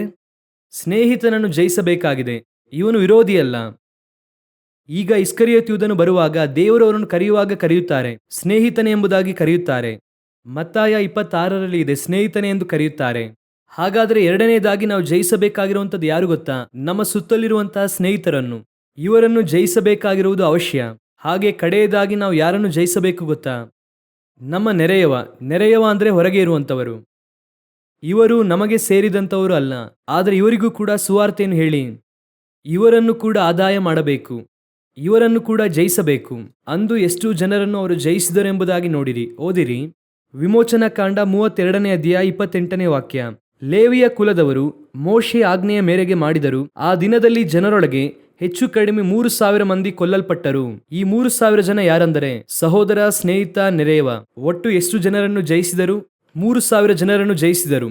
ಓದಿರಿ, ಅಪೊಸ್ತಲರ ಕೃತ್ಯಗಳು 2ನೇ ಅಧ್ಯಾಯ 41ನೇ ವಾಕ್ಯ. ಅವನ ಮಾತಿಗೆ ಒಪ್ಪಿಕೊಂಡವರು, ದೀಕ್ಷಾಸ್ನಾನ ಮಾಡಿಸಿಕೊಂಡವರು ಆ ದಿವಸ ಸುಮಾರು 3,000 ಜನರು ಅವರಲ್ಲಿ ಸೇರಿದರು. ದೀಕ್ಷಾಸ್ನಾನ ಅಂದರೆ ಏನು? ಹಳೆಯ ಮನುಷ್ಯನು ಸತ್ತು ನೂತನ ಮನುಷ್ಯನು ಹೇಳುವಂಥದ್ದು. ಅವರಲ್ಲಿ ದೀಕ್ಷಾಸ್ನಾನ ಮಾಡಿಸಿಕೊಂಡವರು ಆ ದಿನದಲ್ಲಿ ಸುಮಾರು 3,000 ಜನ. ಅಷ್ಟೇ, ಮುಗಿಯಿತು. ಉಜ್ಜೀವನವು ಹೀಗೆ ಬರುತ್ತದೆ, ಅಷ್ಟೇನೆ. ಇದು ತಾನೇ ಉಜ್ಜೀವನ. ನೀವು ಇದನ್ನು ತಾನೇ ಉಜ್ಜೀವನ ಎಂದು ಹೇಳುತ್ತೀರಾ? 3,000 ಜನ ರಕ್ಷಣೆ ಹೊಂದಿರುವುದನ್ನು. ಹೇಗೆ 3,000 ಜನ ರಕ್ಷಣೆ ಹೊಂದಿದ್ರು? ಅಲ್ಲಿ ಹೇಗೆ 3,000 ಜನರನ್ನು ಜಯಿಸಿದ್ರೋ ಇಲ್ಲಿ ಹಾಗೆ 3,000 ಜನ ರಕ್ಷಣೆ ಹೊಂದಿದ್ರು. ಅಲ್ಲಿ ಅವರು ಹೇಗೆ ಜಯಿಸಿದರು ಎಂಬುದಾಗಿ ಇಲ್ಲಿ ವಾಕ್ಯದಲ್ಲಿ ಇದೆ. ಮೊದಲನೆಯದಾಗಿ ಅವರು ಕರ್ತನ ಪಕ್ಷದಲ್ಲಿ ನಿಂತರು. ಎರಡನೆಯದಾಗಿ ಸತ್ಯವನ್ನು ಕಟ್ಟಿಕೊಂಡಿದ್ದರು. ಮೂರನೆಯದಾಗಿ ವಾಕ್ಯದಲ್ಲಿ ಶಾರ್ಪ್ ಆಗಿ ಇದ್ದರು. ನಾಲ್ಕನೆಯದಾಗಿ ಒಳಗೆ ಹೋಗಿ ತಮ್ಮನ್ನು ತಾವು ಬಲಪಡಿಸಿಕೊಂಡರು, ಒಳಗೂ ಹೊರಗೂ. ಐದನೆಯದಾಗಿ ತನ್ನ ಸಹೋದರರನ್ನು, ತನ್ನ ಸ್ನೇಹಿತರನ್ನು, ನೆರೆಯವರನ್ನು ಜಯಿಸಿದರು. ಈ 5 ಕಾರ್ಯದಲ್ಲಿ ಜಯಿಸುವಾಗ ಆ ಒಂದೇ ದಿನದಲ್ಲಿ ಅಲ್ಲಿ 3,000 ಜನರು ಕೊಲ್ಲಲ್ಪಟ್ಟವರು. ಇಲ್ಲಿ 3,000 ಜನ ರಕ್ಷಣೆ ಹೊಂದಿದ್ರು. ಅಲ್ಲಿ ಹಳೆಯ ಮನುಷ್ಯನು ಸತ್ತನು, ಇಲ್ಲಿ ನೂತನ ಮನುಷ್ಯನು ಜೀವಂತವಾಗಿ ಎದ್ದನು. ಇದುವೇ ಉಜ್ಜೀವನ. ಹಾಲೆಲೂಯ. ಹಾಗಾದ್ರೆ ಈ ಉಜ್ಜೀವನ ಬರಬೇಕು ಅಂದ್ರೆ ನೀವು ಈ ಕಾರ್ಯವನ್ನು ಮಾಡಲೇಬೇಕು. ಎಲ್ಲಿ ಉಜ್ಜೀವನವು ಬರುತ್ತದೆ? ಮೊದಲು ನೀನು ಕರ್ತನ ಪಕ್ಷದಲ್ಲಿ ನಿಲ್ಲು. ಮೊದಲು ಅವರಿಂದ ಪ್ರತ್ಯೇಕವಾಗು. ಅಪೊಸ್ತಲರ ಕೃತ್ಯಗಳು 2:40 ಹೇಳುತ್ತದೆ, ವಕ್ರ ಬುದ್ಧಿಯುಳ್ಳ ಸಂತತಿಯವರೊಂದಿಗೆ ತಪ್ಪಿಸಿಕೊಳ್ಳಿರಿ. ಮೊದಲು ಅವರನ್ನು ಬಿಟ್ಟು ಹೊರಗೆ ಬನ್ನಿರಿ, ಕರ್ತನ ಪಕ್ಷದಲ್ಲಿ ನಿಲ್ಲಿರಿ. ಸತ್ಯ ಎನ್ನುವಂಥ ನಡುಕಟ್ಟನ್ನು ಕಟ್ಟಿಕೊಳ್ಳಿರಿ. ವಾಕ್ಯ ಎನ್ನುವಂಥ ಕತ್ತಿಯನ್ನು ಕೈಯಲ್ಲಿ ಹಿಡಿಯಿರಿ. ಹೋಗಿ ದೇವರ ಸಮ್ಮುಖದಲ್ಲಿ ಒಳಗೆ ಹೋಗಿ ಕೂತುಕೊಳ್ಳಿರಿ. ಹಾಗೆ ಒಳಗೆ ಕೂತುಕೊಂಡು ಹೋಗಿ ನಿಮ್ಮ ಸಹೋದರನನ್ನು, ನೆರೆಯವನನ್ನು, ಸ್ನೇಹಿತನನ್ನು ಸಂಧಿಸಿರಿ. 3,000 ಜನರನ್ನು ದೇವರು ಕೊಡುತ್ತಾರಾ ಇಲ್ಲವಾ ಎಂಬುದಾಗಿ ನೋಡಿರಿ. ಇಷ್ಟೇನೇ ಫಾರ್ಮುಲಾ. ಇದನ್ನು ಬಿಟ್ಟು ಇಲ್ಲಿ ಒಂದು ಗುಂಪಿದೆ, ಲೇವಿಯರ ಕುಲ. ಲೇವಿ ಕುಲದವರನ್ನು ಹೊರತುಪಡಿಸಿ 11 ಕುಲ ಇದೆ ವಿಮೋಚನಾ ಕಾಂಡ ಪುಸ್ತಕದಲ್ಲಿ. ಇವರು ಏನ್ ಮಾಡಿದ್ರು ಗೊತ್ತಾ? ನಾವು ಓದುದಲ್ಲ, ಏನ್ ಮಾಡಿದ್ರು? ವಿಮೋಚನಾ ಕಾಂಡ ಪುಸ್ತಕ 32ನೇ ಅಧ್ಯಾಯ 6ನೇ ವಾಕ್ಯದಲ್ಲಿ ಅವರು ಏನ್ ಮಾಡುತ್ತಾರೆ? ಮರುದಿನದಲ್ಲಿ ಜನರು ಬೆಳಗ್ಗೆ ಎದ್ದು ಸರ್ವಾಂಗ ಹೋಮಗಳನ್ನು, ಸಮಾಧಾನ ಯಜ್ಞಗಳನ್ನು ಸಮರ್ಪಿಸಿದರು. ಜನರು ಉಣ್ಣುವುದಕ್ಕೂ ಕುಡಿಯುವುದಕ್ಕೂ ಕೂತುಕೊಂಡರು. ಆಮೇಲೆ ಎದ್ದು ಕುಣಿದಾಡಿದರು. ಎಲ್ಲ ಬೆಳಗ್ಗೆ ಎದ್ದಿದ್ದಾಯಿತು, ಸ್ತೋತ್ರ ಮಾಡಿದ್ದಾಯಿತು, ಆರಾಧನೆಯಲ್ಲಿ ಹಾಡನ್ನು ಆಡಿದ್ದಾಯಿತು. ಆನಂತರವಾಗಿ ಡ್ಯಾನ್ಸ್ ಆಡುವುದಷ್ಟೇನೆ. ಆಮೇಲೆ ಎಲ್ಲ ಕಡೆ ಹೊಗೆನೆ, ಆಮೇಲೆ ಎಲ್ಲ ಕಡೆ ಲೈಟೇನೆ, ಆಮೇಲೆ ಒಂದೇ ವಿಷಲ್ನೆ, ಆಮೇಲೆ ಎಲ್ಲ ಕಡೆ ಜಾಲಿನೇ. ಇವರ ಮೂಲಕವಾಗಿ ಉಜ್ಜೀವನವು ಬರುವುದಿಲ್ಲ. ಆದರೆ ಕರ್ತನ ಪರವಾಗಿ ನಿಲ್ಲುವಂತವರೇ ಅಂತ್ಯದ ತನಕ ಲೇವಿಯರಾಗಿ, ಪರಲೋಕದ ತನಕ ಲೇವಿಯರನ್ನು ದೇವರು ಕರೆದುಕೊಂಡು ಹೋಗುತ್ತಾರೆ. ಹಾಲೆಲೂಯ. ಇದರಲ್ಲಿ ನೀವು ಯಾವ ಗುಂಪಿನಲ್ಲಿ ಇದ್ದೀರಾ? ಉಜ್ಜೀವನ ತರುವಂತಹ ಗುಂಪಿನಲ್ಲಿ ನೀವು ಎಲ್ಲಿ ಇದ್ದೀರಾ ಎನ್ನುವಂಥದ್ದನ್ನು ನೀವೇ ಡಿಸೈಡ್ ಮಾಡಬೇಕು. ನಾವು ಪ್ರಾರ್ಥನೆ ಮಾಡುವುದಕ್ಕೆ ಹೋಗೋಣ. ಎಲ್ಲರೂ ಕೂಡ ಹಾಗೆ ಎದ್ದು ನಿಲ್ಲೋಣವ. ದೇವರು ಇವತ್ತು ಈ ಒಂದು ಗುಂಪಿಗಾಗಿ ಹುಡುಕುತ್ತಾ ಇದ್ದಾರೆ. ನಿಜವಾಗಿಯೂ ದೇವರಿಗೆ ನಿಶ್ಚಯವಾಗಿ ಒಂದು ದೊಡ್ಡ ಗುಂಪನ್ನು ನಾವೆಯೊಳಗೆ ಕರೆದುಕೊಂಡು ಹೋಗುವುದಕ್ಕೆ ದೇವರು ಬಯಸುತ್ತಾರೆ. ಆದ್ದರಿಂದಲೇ ನೋಹನ ಮೂಲಕವಾಗಿ ಪ್ರಸಂಗ ಮಾಡುತ್ತಾರೆ. ನೀತಿಯನ್ನು ಸಾರಿದಂತಹ ನೋಹನು. ಬರೀ ಮೃಗಗಳು ಮಾತ್ರ ಒಳಗೆ ಹೋಗಬೇಕಾಗಿತ್ತು ಅಂದರೆ ನೋಹನು ಆ ಪ್ರಸಂಗವನ್ನು ಮಾಡಬೇಕಾದ ಅವಶ್ಯಕತೆ ಇರಲಿಲ್ಲ. ಯಾಕಂದರೆ ವಾಕ್ಯವು ಸ್ಪಷ್ಟವಾಗಿ ಹೇಳುತ್ತದೆ, ಜೋಡಿ ಜೋಡಿಯಾಗಿ ಅದರೊಳಗೆ ನೀನು ಸೇರಿಸಬೇಕು. ಅದೆಲ್ಲವನ್ನು ಕೂಡ ಕರ್ತನೆ ತರುತ್ತಾರೆ. ಆದರೆ ಮನುಷ್ಯನಿಗೆ ಮಾತ್ರ ದೇವರು ಒಂದು ಚಾನ್ಸನ್ನು ಕೊಡುತ್ತಾರೆ. ನೋಹನೇ, ನೀನು ಮಾತನಾಡು, ಅದನ್ನು ಕೇಳಿ ಬರುವಂಥವರು ನೀನು ಒಳಗೆ ಸೇರಿಸಿಕೋ. ಇವತ್ತು ದೇವರು ನಿಮ್ಮನ್ನು ನೋಡಿ ಅದನ್ನೇ ಕೇಳುತ್ತಾ ಇದ್ದಾರೆ. ಕೆಲವು ಗುಂಪು ಉಣ್ಣುವುದಕ್ಕೂ ಕುಡಿಯುವುದಕ್ಕೂ ಕುಣಿದಾಡುವುದಕ್ಕೂ ಮಾತ್ರ ಇರುತ್ತಾರೆ. ಇವರು ಸರ್ವಾಂಗ ಯಜ್ಞಗಳನ್ನು ಸಮರ್ಪಿಸುತ್ತಾರೆ. ಇವರು ಬೆಳಗ್ಗೆ ಎದ್ದು ಸ್ತೋತ್ರ ಬಲಿಗಳನ್ನು ಸಮರ್ಪಿಸುತ್ತಾರೆ. ನೋಡುವುದಕ್ಕೆ ಕ್ರೈಸ್ತರಾಗೇ ಇರುತ್ತಾರೆ. ಎಲ್ಲ ಮಾಡುತ್ತಾರೆ. ಆದರೆ ಇದು ಉಣ್ಣುತ್ತಾ ಕುಡಿಯುತ್ತಾ ಕುಣಿದಾಡುವಂತಹ ಗುಂಪು. ಇದು ಲೋಕಕ್ಕೆ ತಕ್ಕ ವೇಷವನ್ನು ಧರಿಸಿಕೊಂಡಿರುವಂತಹ ಗುಂಪು. ಅಲ್ಲಿ ತಲೆ ತೋರಿಸುತ್ತದೆ, ಇಲ್ಲಿ ಬಾಲ ತೋರಿಸುತ್ತದೆ. ಎಲ್ಲರಿಗೂ ಒಳ್ಳೆಯವರಾಗಿರಬೇಕೆಂದು ನೆನೆಸುವಂತಹ ಗುಂಪು. ಎಲ್ಲರಿಗೂ ಕೂಡ ಅಡ್ಜಸ್ಟ್ ಆಗಬೇಕೆಂದು ನೆನೆಸುವಂತಹ ಗುಂಪು. ಆದರೆ ಎಲಿಯನಿಂದ ಎಲ್ಲರಿಗೂ ಅಡ್ಜಸ್ಟ್ ಮಾಡಿಕೊಂಡು ಹೋಗುವುದಕ್ಕೆ ಆಗುವುದಿಲ್ಲ. ದಾನಿಯೇಲನಿಂದ ಎಲ್ಲರಿಗೂ ಅಡ್ಜಸ್ಟ್ ಮಾಡಿಕೊಂಡು ಹೋಗುವುದಕ್ಕೆ ಆಗಲ್ಲ. ಎಲಿಷನಿಂದ ಎಲ್ಲ ಅರಸರುಗಳಿಗೆ ಅಡ್ಜಸ್ಟ್ ಮಾಡಿಕೊಂಡು ಹೋಗುವುದಕ್ಕೆ ಆಗಲ್ಲ. ಯೇಸು ಕ್ರಿಸ್ತನಿಗೆ ಫರಿಸಾಯರೊಂದಿಗೆ ಹೆರೋದನೊಂದಿಗೆ ಅಡ್ಜಸ್ಟ್ ಮಾಡಿಕೊಂಡು ಹೋಗುವುದಕ್ಕೆ ಆಗಲ್ಲ. ಸ್ನಾನಿಕನಾದ ಯೋಹಾನನಿಗೆ ಹೆರೋದನೊಂದಿಗೆ ಅಡ್ಜಸ್ಟ್ ಮಾಡಿಕೊಂಡು ಹೋಗುವುದಕ್ಕೆ ಆಗುವುದಿಲ್ಲ. ಅಪೋಸ್ತಲರಿಗೆ ಅಲ್ಲಿದ್ದಂಥ ಅರಸರುಗಳೊಂದಿಗೆ ಅಪೋಸ್ತಲರಿಗೆ ಅಡ್ಜಸ್ಟ್ ಮಾಡಿಕೊಂಡು ಹೋಗುವುದಕ್ಕೆ ಆಗುವುದಿಲ್ಲ. ಆ ರೀತಿಯಾಗಿ ಅಡ್ಜಸ್ಟ್ ಆಗದೆ ನೀನು ಪ್ರತ್ಯೇಕವಾಗಿ ನಿಂತಿರುವಂಥ ಗುಂಪಾಗಿದ್ದರೆ ಮಾತ್ರವೇ ದೇವರು ನಿನ್ನನ್ನು ಬಲವಾಗಿ ಉಪಯೋಗಿಸುವುದಕ್ಕೆ ಸಾಧ್ಯ. ಎಲ್ಲರೊಂದಿಗೆ ಸೇರಿ ಅಡ್ಜಸ್ಟ್ ಆಗಿ ಕಾಂಪ್ರಮೈಸ್ ಆಗಿ ಸೇವೆ ಮಾಡುತ್ತೇನೆ ಅಂದರೆ ನೀನು 10ರಲ್ಲಿ 11. ನಿನ್ನ ಮೂಲಕವಾಗಿಯೂ ಜೀವನ ಬರುವುದಿಲ್ಲ. ನೀನು ಬೇಕಾದರೆ ಹೇಳಿಕೊಳ್ಳಬಹುದು, ನಮ್ಮ ಏರಿಯಾದಲ್ಲೇ ನಾನು ದೊಡ್ಡ ವ್ಯಕ್ತಿ, ನಮ್ಮ ಏರಿಯಾದಲ್ಲಿ ನಾನು ದೊಡ್ಡ ವಿಶ್ವಾಸಿ, ನಮ್ಮ ಏರಿಯಾದಲ್ಲಿ ನಾನು ದೊಡ್ಡ ಶ್ರೀಮಂತ, ನಮ್ಮ ಏರಿಯಾದಲ್ಲಿ ನಾನು ದೊಡ್ಡ ಸೇವಕ. ಅಷ್ಟೇನೆ. ನಿನ್ನನ್ನು ದೇವರು ಯಾವ ಕಾರಣಕ್ಕೂ ಉಪಯೋಗಿಸುವುದಿಲ್ಲ. ಯಾವಾಗ ನೀನು ದೇವರಿಗೋಸ್ಕರ ವೈರಾಗ್ಯದಿಂದ ಬರುತ್ತೀಯೋ, ಕೆಲವು ಸಮಯದಲ್ಲಿ ನೀನು ಅರಣ್ಯದಲ್ಲಿ ಹೋಗಬೇಕಾಗಿರುತ್ತದೆ, ಕೆಲವು ಸಮಯದಲ್ಲಿ ಸಿಂಹದ ಗವಿಗೆ ಹೋಗಬೇಕಾಗಿರುತ್ತದೆ. ಆದರೆ ದೇವರು ನಿಮ್ಮನ್ನು ಹೆಚ್ಚಿಸುತ್ತಾರೆ. ನಿನ್ನ ಮೂಲಕವಾಗಿ ದೇವರು ದೊಡ್ಡ ಕಾರ್ಯವನ್ನು ಮಾಡುತ್ತಾರೆ. ನಿನ್ನ ಮೂಲಕವಾಗಿ ಮಹತ್ ಕಾರ್ಯಗಳನ್ನು ಮಾಡುವುದಕ್ಕೆ ದೇವರು ಶಕ್ತರಾಗಿದ್ದಾರೆ. ಕರ್ತನಿಗೆ ಬೇಕಾಗಿರುವವರು ಆತನ ಪಕ್ಷದಲ್ಲಿ ನಿಲ್ಲುವಂಥವರು. ಕರ್ತನ ಪಕ್ಷದಲ್ಲಿ ನಿಲ್ಲುವಂಥವರು ಯಾರು? ಧೈರ್ಯವಾಗಿ ದೇವರ ಪಕ್ಷದಲ್ಲಿ ಬನ್ನಿರಿ. ಅವತ್ತು ಲೇವಿ ಕುಲದವರು ಬಂದ ಹಾಗೆ ನೀವು ಬನ್ನಿರಿ. ನಿಮ್ಮನ್ನು ಪರಲೋಕಕ್ಕೆ ಹೋಗಿ ಸೇರಿಸುವಂಥ ಅಧಿಕಾರ ಯೇಸು ಕ್ರಿಸ್ತನಿಗೆ ಮಾತ್ರ ಇದೆ. ನೀವು ನಂಬುವಂಥ ಮನುಷ್ಯನಿಗೆ ಇಲ್ಲ. ನೀವು ಯಾರನ್ನು ಅಧಿಕವಾಗಿ ನಂಬುತ್ತೀರೋ ಅವರಿಗೆ ಇಲ್ಲ, ಆದರೆ ಕರ್ತನಿಗೆ ಮಾತ್ರ ಇದೆ. ಒಪ್ಪಿಸಿಕೊಡಿರಿ ದೇವರ ಸಮ್ಮುಖದಲ್ಲಿ. ಒಪ್ಪಿಸಿಕೊಡೋಣವಾ? ಸರ್ವಶಕ್ತನಾದಂತಹ ನಮ್ಮ ತಂದೆಯೇ, ಈ ಮಧ್ಯಾಹ್ನ ವೇಳೆಗಾಗಿ ಸ್ತೋತ್ರ. ಕರ್ತನೆ, ನೀವು ಹೇಗಾದರೂ ನೀವು ಕಟ್ಟುತ್ತಾ ಇರುವಂತಹ ನಾವೆಗೆ, ಆ ನಿವಾಸ ಸ್ಥಾನಕ್ಕೆ ಒಂದು ದೊಡ್ಡ ಗುಂಪನ್ನು ಕರೆದೊಯ್ಯಬೇಕೆಂಬುದಾಗಿ ಬಯಸುತ್ತಾ ಇದ್ದೀರಾ. ನಿಮಗೋಸ್ಕರವಾಗಿ ವೈರಾಗ್ಯವಾಗಿ ನಿಲ್ಲುವಂತಹ ಒಂದು ದೊಡ್ಡ ಲೇವಿ ಕುಲದವರನ್ನು ಎದುರು ನೋಡುತ್ತಾ ಇದ್ದೀರಾ. ದೇವರಾಗಿರುವ ಕರ್ತನು ಆ ರೀತಿಯಾದಂತಹ ಕುಲದಲ್ಲಿ ನಮ್ಮನ್ನು ಇಡಬೇಕೆಂಬುದಾಗಿ ಪ್ರಾರ್ಥಿಸುತ್ತೇವೆ. ನಿಮಗೋಸ್ಕರವಾಗಿ ಎದ್ದು ಪ್ರಕಾಶಿಸುವ, ನಡುಕಟ್ಟನ್ನು ಕಟ್ಟಿಕೊಂಡು ಓಡುವ, ನಮ್ಮ ನಡುಕಟ್ಟಲ್ಲಿ ಕತ್ತಿಯನ್ನು ಇಟ್ಟುಕೊಳ್ಳಲು, ಒಳಗೂ ಹೊರಗೂ ಮೇವನ್ನು ಕಂಡುಕೊಳ್ಳಲು ದೇವರೇ ನೀವೇ ಕೃಪೆಯನ್ನು ನೀಡಿರಿ. ಕೆಲವು ಸಮಯದಲ್ಲಿ ನಮ್ಮ ಸಹೋದರರಿಗೆ ನಾವು ಸತ್ಯವನ್ನು ಹೇಳುವಾಗ ನಾವು ವಿರೋಧಿಗಳಾಗಿ ಮಾರ್ಪಡುತ್ತೇವೆ. ನಾವು ನಮ್ಮ ಸ್ನೇಹಿತರಿಗೆ ಹೇಳುವಾಗ ವಿರೋಧಿಗಳಾಗಿ ನಾವು ಮಾರ್ಪಡುತ್ತೇವೆ. ನಮ್ಮ ನೆರೆಯವರಿಗೆ ಹೇಳುವಾಗ ನಾವು ವಿರೋಧಿಗಳಾಗಿ ಮಾರ್ಪಡುತ್ತೇವೆ. ಸತ್ಯವನ್ನು ತಿಳಿಸುವಾಗ ನಾವು ಶತ್ರುಗಳಾಗಿ ಮಾರ್ಪಡುತ್ತೇವೆ. ಆದರೂ ಕೂಡ ನಮ್ಮ ದೇವರಾಗಿರುವ ಕರ್ತನು ನಮ್ಮನ್ನು ನಡೆಸುವುದಕ್ಕೆ ಶಕ್ತನು. ದೇವರೇ, ಕಡೆಯ ತನಕ ನಡೆಸುವುದಕ್ಕೆ ನೀವು ಶಕ್ತರಾಗಿದ್ದೀರಾ ಅಪ್ಪ. ದೇವರೇ, ಕಡೆಯ ಕಾಲದಲ್ಲಿ ನಿಮಗೋಸ್ಕರವಾಗಿ ಉಜ್ಜೀವನಕ್ಕಾಗಿ ಒಂದು ದೊಡ್ಡ ಗುಂಪನ್ನು ನೀವು ರೂಪಿಸುವಂತಹ ದಯೆಗೋಸ್ಕರ ಸ್ತೋತ್ರ. ರೂಪಿಸಿ ಸಿದ್ಧ ಮಾಡುವಂತಹ ದಯೆಗೋಸ್ಕರವಾಗಿ ಸ್ತೋತ್ರ.